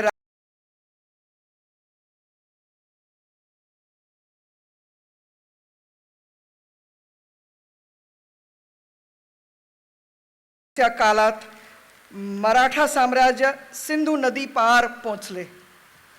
महाराष्ट्राच्या प्रत्येक घरातून त्यासाठी प्राणाची आहुती दिली गेली. राणोजीराव शिंदे याचे 5 पुत्र जयाप्पा, ज्योतिबा, दत्ताजी, तुकोजी आणि जनकोजी या काळात मराठा राज्यासाठी रणांगणावर कामी आले. मल्हारराव होलकर याचे पुत्र खंडेराव देखील रणात पडले. पेशवा कुटुंबातील सदाशिवराव, विश्वासराव आणि शमशेर बहादूर पानिपतच्या युद्धात देशाच्या संरक्षणासाठी कामी आले. यामुळेच हे साम्राज्य मोठे झाले. पानिपत नंतर माधवराव पेशवा झाले. ते फक्त 13 वर्षाचे होते. उत्तर आणि दक्षिण दोन्ही बाजूने आक्रमण होऊ लागले होते. यातून शत्रूवर विजय मिळवत हे राज्य त्यांनी सांभाळले. महाजी महाराज 1766 मध्ये शिंदे कुटुंबाचे मुख्य झाले. तुकोजीराव होलकर त्याच वर्षी लष्कर सांभाळू लागले. उत्तरेत मराठा फौजा पुन्हा दौडू लागल्या. चंबल नदीच्या उत्तरेत नेहमीच उद्यम परिस्थिती होती. माधवराव पेशवेंनी विसाजी कृष्णा बिनीवाले आणि रामचंद्र गणेश यांच्या बरोबर 50,000 हुजरतची फौज उत्तरे पाठवली आणि 10 फेब्रुवारीला 1771 रोजी दिल्ली काबीज झाली. त्याला 250 वर्ष पूर्ण झाले. त्यानंतर 1775 ते 1782 पर्यंत इंग्लिश कंपनी विरोधात युद्ध झाले. महाजी महाराज तुकोजीराव होलकर नाना फडणीस याच्याबरोबर पुणे जवळ वाडगाव येथे कंपनीचा मोठा पराभव झाला. तिथे आज पुण्याच्या जनतेने एक स्मारक उभे केले आहे. या इतिहासाचे आज काय महत्त्व आहे? भारताच्या सीमा आज सतलज नदीपर्यंत पसरले आहेत. याचे कारण पानिपतचा लढा आणि 1771 नंतर दिल्लीवर मराठ्याचे राज्य. 1784 आणि 85 नंतर महाजी महाराज यांनी उत्तर भारतात मराठा राज्य स्थापित केलेलं आपल्याला दिसून येते. 1803 मध्ये दिल्ली शहर इंग्लिश कंपनीने मराठा सत्तेशी लढून घेतले. जर दिल्लीवर 30 वर्ष भगवा झेंडा नसता तर ही सीमा सतलज नदीवरून दिल्ली जवळ किंवा दिल्लीच्याही दक्षिणेस येऊ शकली असती. याची सुरुवात 10 फेब्रुवारी 1771 ला झाली. शिंदे कुटुंबाचे महाराष्ट्राची खूप जुने नाते आहे. सातारा जिल्ह्याल्या कन्हेरखेड मधून शिंदे कुटुंब उत्तरेत राज्य रक्षणासाठी गेले आणि तिकडेच राहिले. पुणे शहराशी देखील शिंदे कुटुंबाचे जुने नाते आहे. 1792 मध्ये महाजी महाराज पुण्याला आले आणि 12 फेब्रुवारी 1794 ला त्याचे वानवडी येथे निधन झाले. त्याच्या छत्रीला मी उद्या भेट देऊन श्रद्धांजली वाहणार आहे. आपल्या तरुण पिढीला दिल्ली विजयाचा 250 वर्षापूर्वीचा तो दिवस मराठा वीरांनी राष्ट्राच्या कार्यात कसा भाग घेतला याची सदैव आठवण करून देईल. पूर्वीच्या चुका आपसातले वैर विसरून राष्ट्रकार्यात सामील होणे ही आजची गरज आहे. मला इथे नमूद करावेसे वाटते की माझ्या कुटुंबाच्या वारसाचा मला अभिमान आहे आणि आज पुणे येथे मला आमंत्रित केल्याने मी सन्मानित झाले असे मी समजते. कारण मराठेशाहीचे पुणे हे केंद्र बिंदू होते. इथे या साम्राज्याची सर्व बुद्धी होती. त्यामुळे आज मला या भारदस्त आणि देखण्या समारंभाला आमंत्रित केल्याबद्दल मी श्री शिवाजी रायगड स्मारक मंडल, श्री प्रदीप दादा रावत, श्री पांडुरंग बलकवडेजी यांनी मला इथे या इतिहासकाराचे भाष्य ऐकण्याची संधी दिली. मी त्याचे अतिशय ऋणी आहे. या इतिहासाला माझ्या पूर्वजांच्या स्मृतीला उजाला दिल्याबद्दल आपण सर्वांना शतशः नमन. शेवटी पण महत्त्वाचे डॉक्टर उदय कुलकर्णी याचे मला आभार मानले पाहिजेत. त्याच्या इतिहासच्या पुस्तकातून मराठ्यांचा या उज्ज्वल इतिहासाई माझी ओळख झाली. माझे जणू डोळे उघडले आणि माझा वारसाची मला जाणीव झाली. त्यामुळे मी आज इथे तुमच्या समोर आले आणि या ऐतिहासिक क्षणाचे आणि दिवसाच्या या उत्सवात सहभागी होऊ शकले. डॉक्टर कुलकर्णी, तुम्ही अशीच पुस्तके लिहा आणि मराठेशाहीचा हा इतिहास देशाच्या कानाकोपऱ्यात पोचवा अशी माझी विनंती आहे. श्री शिवाजी रायगड स्मारक मंडळ यांनी हा सुंदर कार्यक्रम आयोजित केला आणि मला त्यासाठी आमंत्रित केले. यासाठी मी पुन्हा एकदा माझे आभार व्यक्त करते. हिंदी में मैं 2-3 चीज़ें कहूँगी क्योंकि मैं थोड़ा सा उसमें ज़्यादा वाकिफ़ हूँ, आप लोग समझ लोगे. शेटे जी ने जब मेरी इंट्रोडक्शन करी थी तो एक चीज़ भूल गए कि मैं घुड़सवारी की नेशनल चैंपियन थी. और आप कहोगे कि घुड़सवारी से क्या मतलब?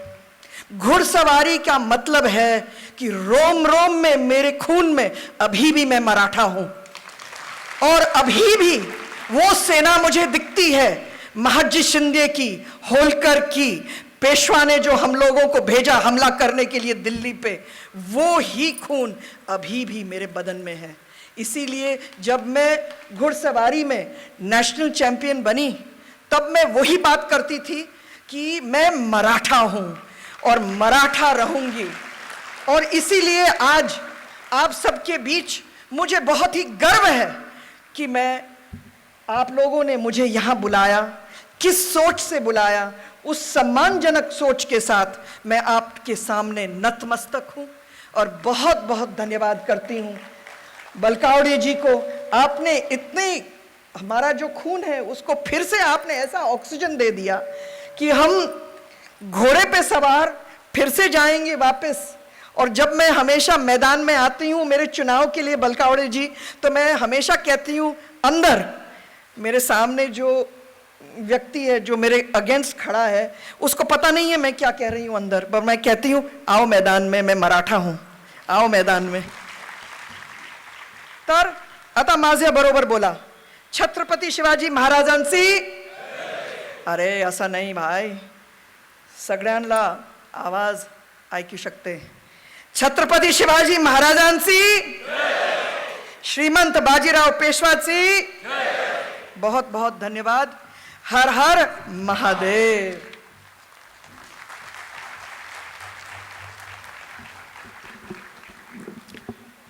धन्यवाद यशोधरा राजे.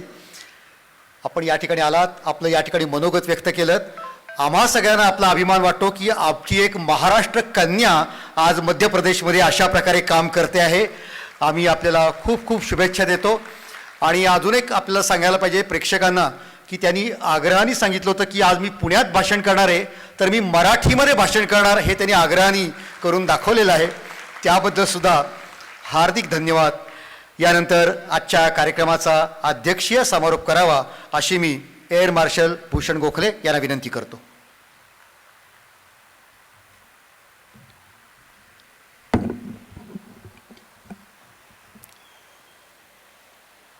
सर्वप्रथम मी छत्रपती शिवाजी महाराजांना नमन करतो.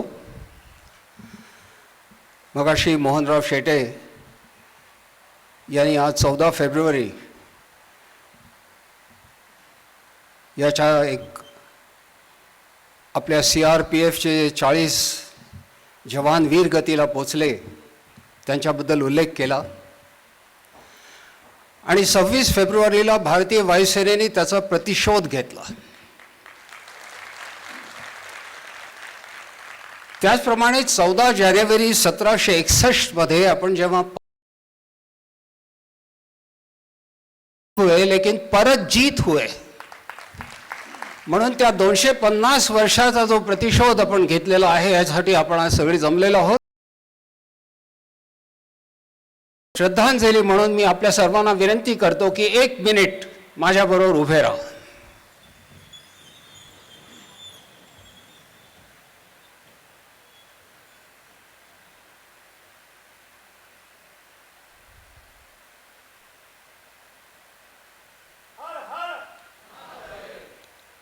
धन्यवाद.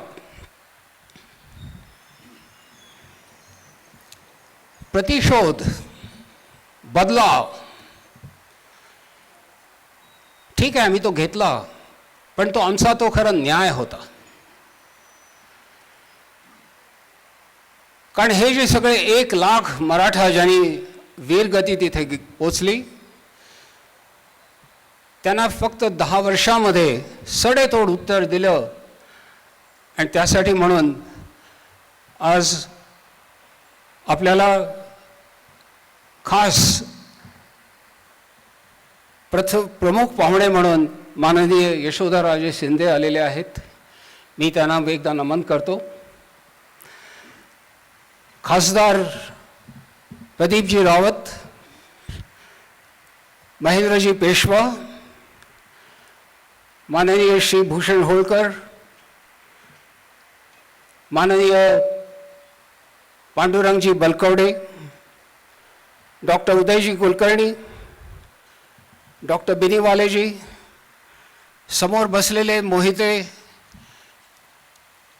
त्याचप्रमाणे पेठे,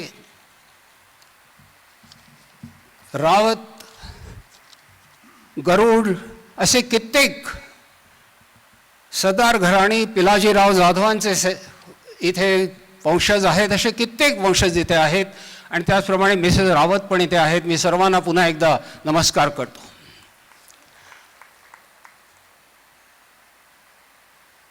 मी मुद्दामून बालाकोटच्या बद्दल बोललो, त्याचं कारण असं की हे एक पुनरावृत्ती झाली. आपण इतिहास का बघतो? आत्ता आपल्याला पांडुरंगजींनी आणि उदय कुलकर्णी यांनी इतका सुंदर इतिहास सांगितला मराठी शाळेचा. त्याचप्रमाणे यशोधराजेंनी पण आपल्याला इतिहासाची जाणीव करून दिली. पण आपण इतिहास का शिकतो? इतिहासाची पुनरावृत्ती होते का? होते, अगदी तशीच्या तशी नाही. आणि तशीच बालाकोटमध्ये झाली. 1831 मध्ये महाराजा रणजित सिंगचे सैन्य असेच त्या बालाकोटमध्ये जेव्हा तिथले जे अहंकारी असे आपल्यावरती चालू देणारे मुघल तिथे शत्रू होते आणि त्यांचं खरं ध्येय होतं गुलाब सिंग त्यांना हरवून काश्मीरकडे जाण्याचं. आणि त्यावेळेला 1861 मध्ये या दोन्ही सिख आणि डोगरा रेजिमेंटनी मिळून तिथे त्या सगळ्यांचा खात्मा केला. आणि तिथे जी एक कुन्हर म्हणून जी नदी आहे तिथे सगळ्यांना त्यांची प्रेतं तिथे वाहत गेली. जशी मगाशी सांगण्यात आलं की यमुनेमध्ये आणि गंगेमध्ये जशी प्रेतं वाहत गेली. हा प्रतिशोध आपल्या धर्मामध्ये नाही आहे. आपण रामराज्य समजतो, आपण शिवरायांचं सुराज्य समजतो, पण जर लागलं तर आपण कृष्णाला पण बोलवतो. आणि त्यामुळे यदा यदासी धर्मस्य आपल्याला सगळ्यांना माहिती आहे. आणि म्हणून आपल्याला कोणी कमजोर म्हणलं नाही पाहिजे. मी नेहमी सगळ्यांना म्हणत असतो, पुण्याला बऱ्याच जणांना माहिती असेल की आम्हाला सशस्त्र सेना म्हणा, आम्हाला संरक्षण सेना म्हणू नका, आम्हाला आर्म फोर्सेस म्हणा, डिफेन्स सर्व्हिसेस म्हणू नका. कारण तुम्ही डिफेन्स म्हणलात, तुम्ही संरक्षण म्हणलात की त्यामुळे दुसऱ्याला ऑलरेडी तुम्ही आक्रमण करण्याची एक परवानगी दिलेली आहे. आणि नंतर आपण उत्तर द्यायचं. उत्तर आपण देतो, चोख उत्तर देतो, पण पहिल्यांदाच हार का मानायची. पण आताचं भारत वेगळा आहे, आताची तरुणाई वेगळी आहे. आता आपण भारताच्या बाहेर जाऊन कित्येक आपले इंडस्ट्रियलिस्ट सुद्धा निराळे इंडस्ट्रीज विकत घेत आहेत. आपले भारताचे जवळजवळ 12 का 15 जण निराळे CEO आहेत अमेरिकेमध्ये किंवा अजून कित्येक देशांमध्ये. अशा तऱ्हेची तरुणाईंना आपण असं संकुचित का करायचं, बॅकफूटवरती का करायचं. आपण आताच क्रिकेटचे स्कोअर मागत होतो, कोणी फुटबॉलचे, आता कोणी प्रेमी आहे तिथे, मी नेहमी त्याचं एक उदाहरण देत असतो. हॉकीमध्ये, फुटबॉलमध्ये तुम्ही 11च्या 11 जण स्वतःच्या गोलमध्ये राहिला, तुमच्यावर गोल होणार नाही, पण तुम्ही कसे जिंकणार. त्यामुळे तुम्हाला आक्रमकता पाहिजे. त्यामुळे त्याला तुम्ही काही नाव द्या, डिफेन्सिव्ह ऑफेन्स म्हणा, ऑफेन्सिव्ह डिफेन्स म्हणा. आणि मला वाटतं आज पंतप्रधानांनी लाल किल्ल्यावरनं जेव्हा 3 वर्षापूर्वी सांगितलं होतं, we will not be any more just defensive, we will be offensive defence. आणि ते करून दाखवलं. उरीचा बदला घेतला, बालाकोटचा बदला घेतला. आपल्याला माहिती आहे 25 फेब्रुवारीला जेव्हा नॅशनल वॉर मेमोरियलचं उद्घाटन झालं, सगळ्या जणांचं TV वरती लक्ष होतं. कारण हे जे नॅशनल मेमोरियल आहे ते फार महत्त्वाचं आहे. आणि त्याचं महत्त्व हे की 1947च्या नंतर ज्या ज्या जवानांनी तिथे वीरगती गेले त्यांचं तिथे स्मरण होतं. इंडिया गेटवरती जे आहे ते 1947च्या आधीचं first and second world war मधल्याचं. आणि त्यामुळे ह्या नॅशनल वॉर मेमोरियलमध्ये जो त्यावेळेला जो एक असा एक उद्घाटनाचा प्रसंग होता, त्याच रात्री आमच्या 8 मिराजेसनी बालाकोटवरती हल्ला करून प्रतिशोध घेतला. आणि ते जे सगळे भारतामध्ये येऊन आपल्या बायका मुलांना, भारताच्या बायका मुलांना जे इतके वर्षांपासून आपण ऐकतोय, अगदी तैमूर लंगपासून जे सगळे जणांनी येऊन काय करायचं, तर शूरगती कुठली, तर बायका मुलांना रस्त्यावरती आणून त्यांना मारायचं, कुठली शूरगती. आणि त्यामुळे हा प्रतिशोध फार महत्त्वाचा आहे. आजचा हा दिवस मला वाटतं खूप लक्षात ठेवण्यासारखा आहे. 10 फेब्रुवारी, आज आपण 14 फेब्रुवारीला पण आहोत इथे. त्याचं कारण हेच की हा प्रत्येकाच्या मनामध्ये एक प्रकारचा गर्व असा असणारा दिवस आहे. म्हणून मी त्याला पराजित म्हणत नाहीस तर परजीत म्हणतो, कारण पराजितमध्ये सुद्धा जीत आहे. आणि त्याचं कारण असं की तुम्ही जेव्हा एखादी लढाई लढता तेव्हा पुढे मागे होता. मी 71च्या लढाईमध्ये होतो, मगाशी सांगण्यात आलं, मोहनरावनी सांगितलं. माझा मोठा भाऊ मी दोघांनी 71च्या लढाईमध्ये भाग घेतला. लक्ष होतं ढाका, पण पुढे मागे होत होते काही बॅटल्स. हिलीची बॅटल होती, खूप जण आपले गेले, पण थांबलो नाही. लक्ष साध्य झालं, दिल्लीचं तख्त आपण साध्य केलं. आणि त्यामुळे आज आपण इथे आज सगळेजण जमलो आहोत. मला एक डॉक्टर B.B. लाल यांची खूप आठवण येते. त्यांना आत्ताच पद्मविभूषण मिळालं. आपल्याला माहिती असतील ते एक फार सिनियर आर्किओलॉजिस्ट, ज्यांनी बाबरी मस्जिदमध्ये आर्किओलॉजिकल खनन करून तिथे मंदिर आहे हे आपल्या सर्वांच्या समोर आणलं. आणि त्यांच्याबरोबर कोण होतं, केरळामधले K.K. मेहमूद, आर्किओलॉजी ज्यांना पद्मश्री मिळाली. ह्या दोघांनी मिळून तिथे दाखवलं की तिथे एक मंदिर आहे आणि आज तिथे एक भव्य राम मंदिर होणार आहे.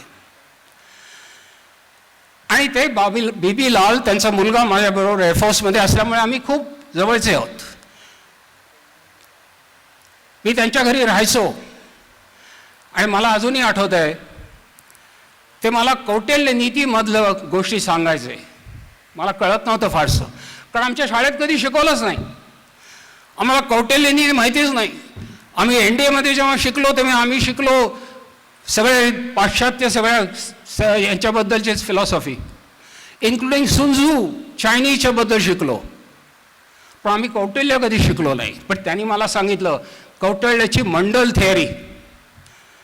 मंडल थेअरी काय आहे, तर जेव्हा राजा असतो त्याच्या भोवतीच एक सीमा असते, त्या सीमेच्या नंतरचा जो असतो तो काही ना काही कारणाने तुमचा शत्रू असतो.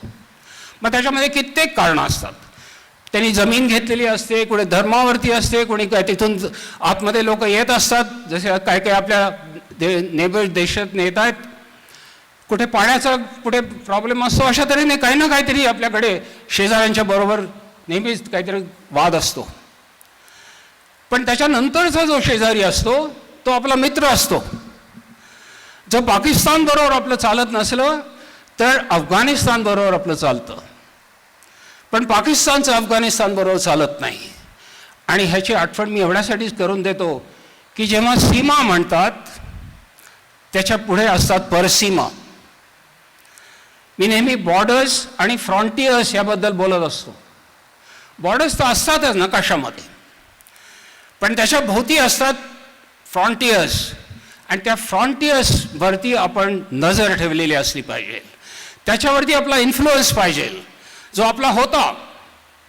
जेव्हा साऊथ ईस्ट एशियामध्ये कल्चरल फ्रॉन्टियर होती, मग कंबोडिया असेल, इन्क्लुडिंग चीनमध्ये सुद्धा घरांच्या वरती गणेशाच्या मूर्ती होत्या. आपण काही तिथे आक्रमण केलं नाही, व्यापार केला, संस्कृती गेली.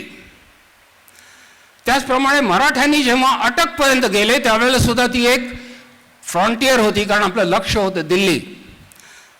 दिल्लीचं आपल्याला तख्त आपल्या तऱ्हेने चालवायचं होतं आणि आपल्याकडे परकीय कोणी तिथून यायला नकोत म्हणून आपण अटकेपर्यंत गेलो. ही एक फ्रॉन्टियर आहे. अशाच तऱ्हेच्या फ्रॉन्टियर प्रत्येक देश तयार करतं. मग त्याच्यामध्ये कोल्ड वॉरमध्ये अमेरिका आणि रशिया ज्या वेळेला एकमेकाच्या ज्या पाश्चिमात्य थेअरी आहेत त्याच्यात कम्युनिस्ट असेल, त्याच्यामध्ये सोशलिस्ट असेल, त्याच्यामध्ये अजून काही गोष्टी डेमोक्रेटिक असतील, काही ना काही असतील, या सगळ्या गोष्टी करण्यामध्ये एक त्याच्या प्रकारे एक सामरिक अशी एक शक्ती असते. आणि ह्याचं नुकतंच उदाहरण म्हणजे थोडेच दिवसापूर्वी चायनाने स्वतःच्या वरती इंडियाच्या बद्दलचे त्यांनी भाषण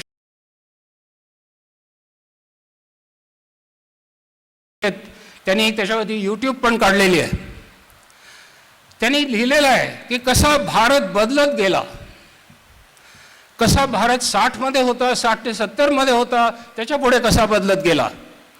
आणि आज ते कौटिल्याबद्दल बोलतात. त्यांचे जे पेपर आहेत तुम्ही वाचलात तर, आम्ही सुनझूबद्दल बोलतो, ते कौटिल्याबद्दल बोलतात. आणि ते म्हणतात की जो शत्रू आहे त्याचा आपण जो शत्रू आहे त्याला आपण मित्र करू. म्हणून आज चायना आणि पाकिस्तान एकमेकाशी इतके चांगले संबंध आहेत. तुम्हाला माहिती आहे की इतके मुस्लिम चायनामध्ये मरत आहेत, पण इम्रान खान, त्याचं खरं नाव आहे इम्रान खान, तुम्हाला माहिती आहे की तो न्याझी ज्यांनी शरणागती केली 71मध्ये, त्या इम्रान खान न्याझी तो अजून एक ब्र काढत नाही, इतके लोक तिथे सिंकयांगमध्ये जात आहेत. आणि अशा तऱ्हेची मैत्री कशी टिकणार का, तर फक्त एक भारत लक्ष. आणि त्याच्यासाठी भारताला तोडो. भारताचे सगळे काय जे यूथ असेल त्यांना मग पॉर्नोग्राफी असेल, ड्रग्ज असतील, नाही तर एकमेकांमध्ये भांडण करायला तर आपल्याला काही प्रॉब्लेमच नाही, कुठल्याही गोष्टीवरनं भांडण. म्हणून आम्ही सैन्यासाठी जे लोक आहोत, आम्ही अभिमान असतो आम्हाला, कारण आम्हाला एकच फक्त ध्येय आहे, आम्हाला फक्त एकच जात आहे, एकच धर्म आहे, ते म्हणजे इंडियन.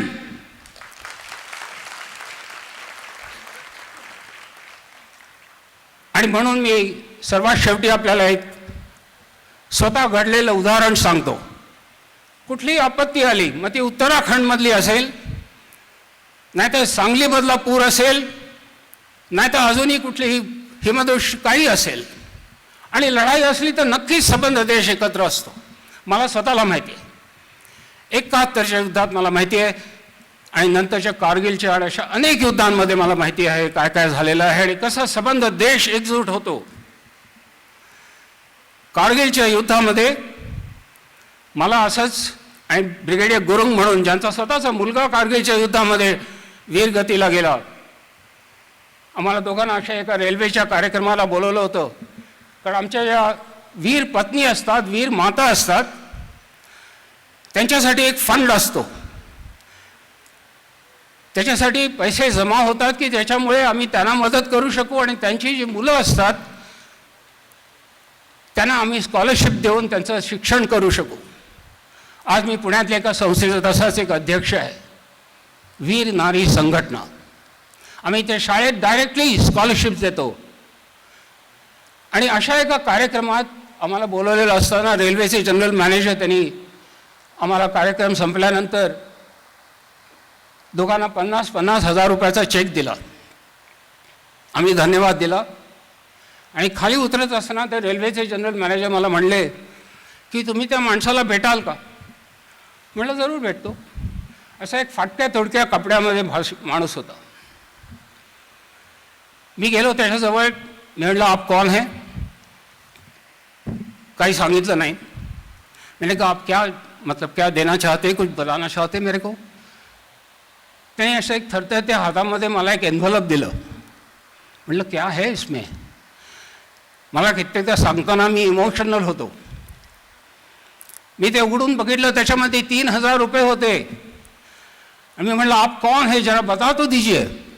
त्यांनी सांगितलं मी हा रेल्वे स्टेशनवरचा भिकारी आहे आणि मी सगळ्या भिकाऱ्यांनी मिळून देशासाठी 3,000 रुपये गोळा केले. हे देशप्रेम, हे देशप्रेम आपल्या नसानसामध्ये आहे. आपण त्याला उजाळा देऊयात. कोण बघतं आपल्याकडे बघू. आणि मी हा आशावादी म्हणतो स्वतःला. अशा आशावाद आपण आपल्या मनामध्ये बाळगूयात. मी आपल्याला पुन्हा एकदा या कार्यक्रमात मला बोलवण्यासाठी बाळासाहेब सगळ्यांचं आपलं आभार मानतो आणि आपली रजा घेतो. धन्यवाद. जय हिंद.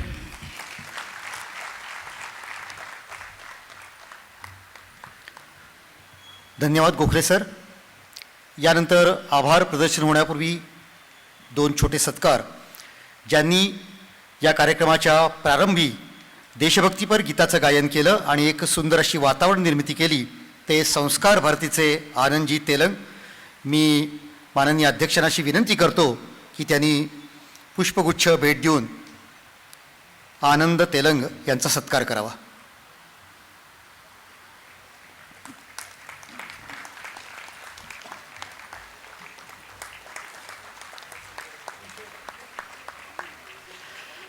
त्याचप्रमाणे हा एवढा भव्य कार्यक्रम संपन्न झाला, त्यासाठी स्वयंसेवकांची टीम बरेच दिवस राबत होती.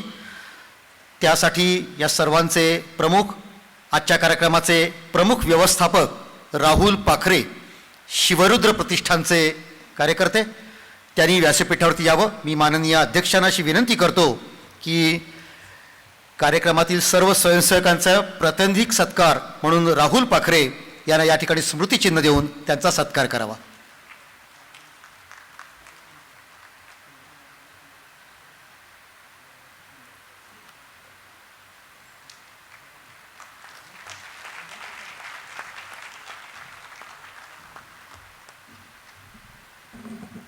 आता एक अतिशय महत्त्वाचा सत्कार होणार आहे. आपल्या पुण्याचं भूषण आणि ज्यांनी अतिशय सुंदररित्या या कार्यक्रमाचं सूत्रसंचालन केले असे आपले मोहनजी शेटे यांचा सत्कार यशोधरा राजांनी करावा अशी मी त्यांना विनंती करतो.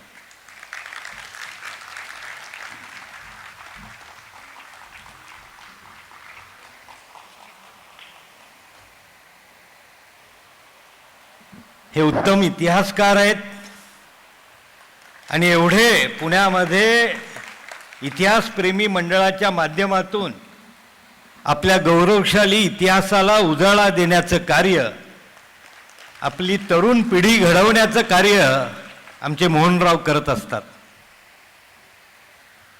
आता आपले प्रदीपदादा रावत आभार आणि आपले विचार मांडतील.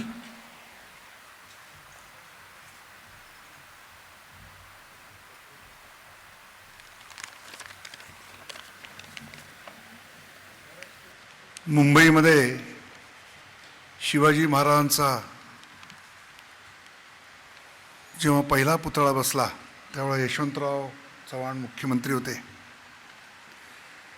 त्यावेळेला भाषण करताना यशवंतराव असं म्हणाले, छत्रपती शिवाजी महाराज झाले नसते तर पाकिस्तानची सीमा शोधायला फार लांब जावे लागले नसते, ते तुमच्या आमच्या घरापर्यंत येऊन पोचली असती. शिवाजी महाराज या शब्दामध्ये मराठ्यांचं स्वराज्य आणि साम्राज्य याच्या कामगिरीचा समावेश होतो. मगाशी यशोधरा राजेंनी सांगितलं त्यांच्या घोडेस्वारीबद्दल. इतिहासकारांनी असं म्हटलंय की मराठ्यांची घोडी जिथपर्यंत गेली तो मुलूक आज हिंदुस्थान म्हणून आपल्याला दिसतो. हे ऐतिहासिक सत्य आहे. सावरकर असं म्हणायचे की जो समाज बलवान असतो, शक्तिमान असतो सर्वांगाने, केवळ लष्करी नाही, सर्व प्रकारचं बौद्धिक सामर्थ्य असेल सर्व क्षेत्रात, त्या समाजाचे देवसुद्धा बलवान असतात. त्या समाजातल्या स्त्रिया सुरक्षित असतात.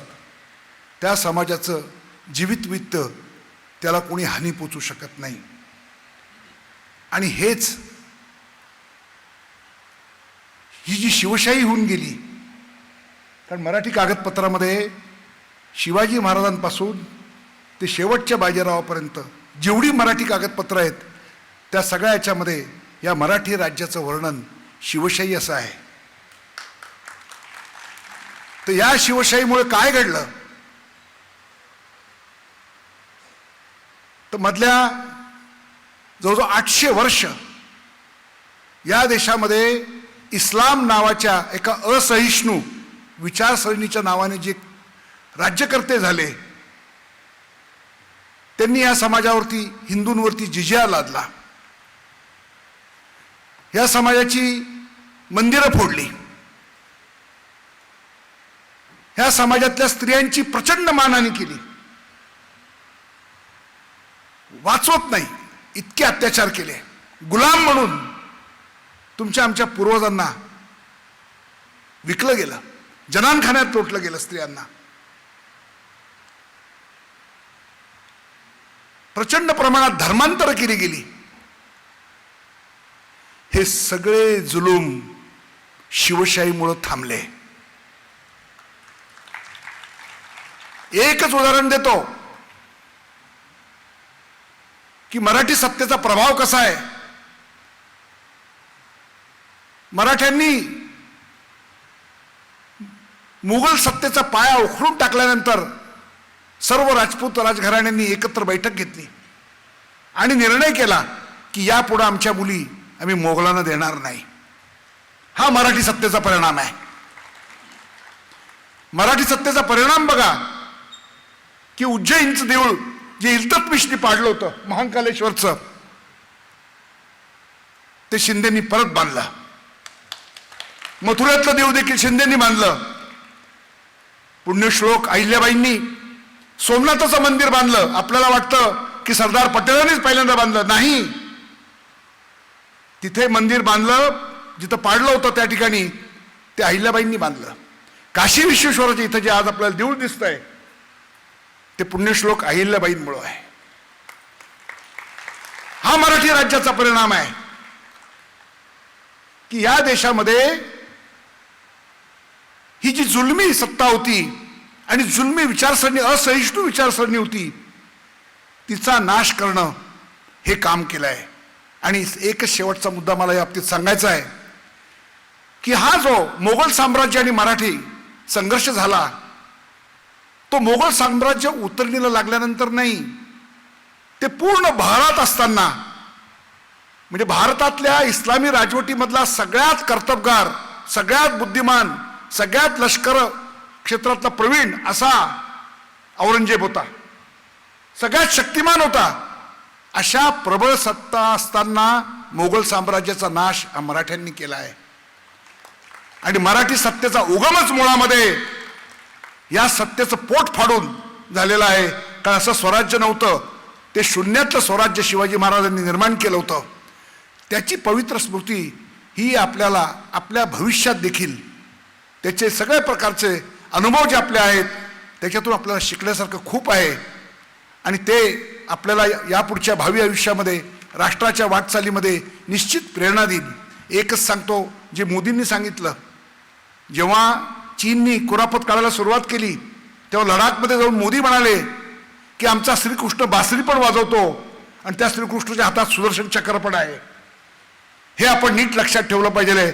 त्याचं भान राखून आपण आपल्या आयुष्याची राष्ट्राची वाटचाल ही अशीच प्रभावीपणाने चालू ठेवली पाहिजे. आज या कार्यक्रमाला यशोधराराजे शिंदे आल्या, air marshal Bhushan Gokhale, Mahendra Peshwa, Bhushan Singh Holkar, doctor Atul बिनीवाले, doctor उदय कुलकर्णी, ह्या सगळ्यांचे मी रायगड स्मारक मंडळाच्या वतीने, पुणे शहराच्या वतीने आभार मानतो. आजच्या या कार्यक्रमाचे जे प्रायोजक आहेत रोहित शेलटकर, ग्रँड मराठा फाउंडेशनचे, त्यांचे आभार मानतो. गणेश कला क्रीडा, मनपा व कर्मचारी या सगळ्यांचे आभार मानतो. पोलीस दलाचे आभार मानतो. सर्व पत्रकार बंधूंचे, तसंच सर्व सहयोगी संघटना यांचे आभार मानतो. आणि आज या कोविडच्या परिस्थितीत देखील आपण सर्वजण एवढ्या मोठ्या संख्येने उपस्थित राहिला तर सर्व नागरिक बंधू भगिनींचे आभार मानतो. धन्यवाद.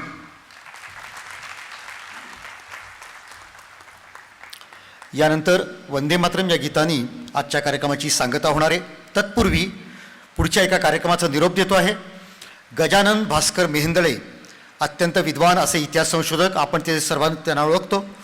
त्यांनी लिहिलेल्या छत्रपती शिवाजी महाराज झाले नसते तर या पुस्तकाचं प्रकाशन पुढच्या रविवारी म्हणजे 21 फेब्रुवारीला सायंकाळी 5:30 वाजता मॉडर्न कॉलेजच्या सभागृहामध्ये होणार आहे. त्या कार्यक्रमासाठी विश्व हिंदू परिषदेचे आंतरराष्ट्रीय कार्याध्यक्ष विष्णूजी कोगजे उपस्थित राहणार आहे. आपण सर्वांनी त्याही कार्यक्रमाला यावं अशी मी आपणाला विनंती करतो. आणि यानंतर वंदे मातरमसाठी आपण सर्वांनी जागेवरती उभं राहावं अशी आपल्याला विनंती करतो.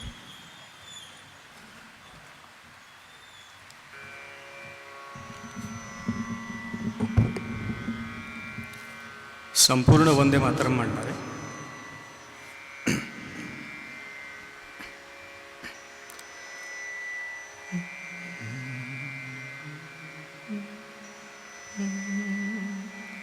वंदे मातरम, वंदे मातरम. सुजला सुफला मलयज शीतला सस्य श्यामला मातरम.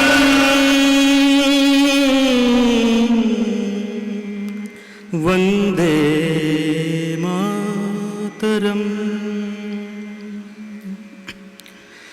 शुभ्रज्योत्स्ना पुलकितयामिनी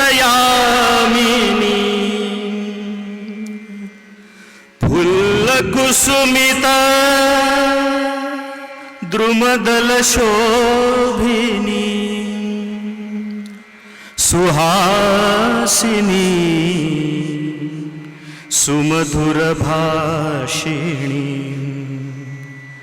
सुखदा वरदा मातरम. वंदे मातरम. कोटि कोटि कंठ कल कल निनाद कराले कोटि कोटि भुजे धृत खर करवाले के बोले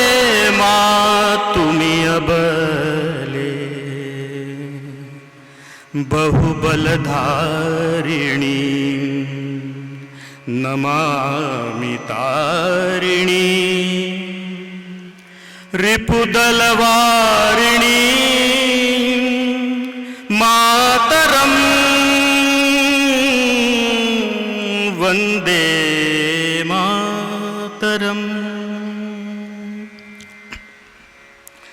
तुम्ही विद्या तुम्ही धर्म तुम्ही हृदय तुम्ही मर्म त्वं हि प्राणा शरीरे बाहुते तुम्ही मा शक्ती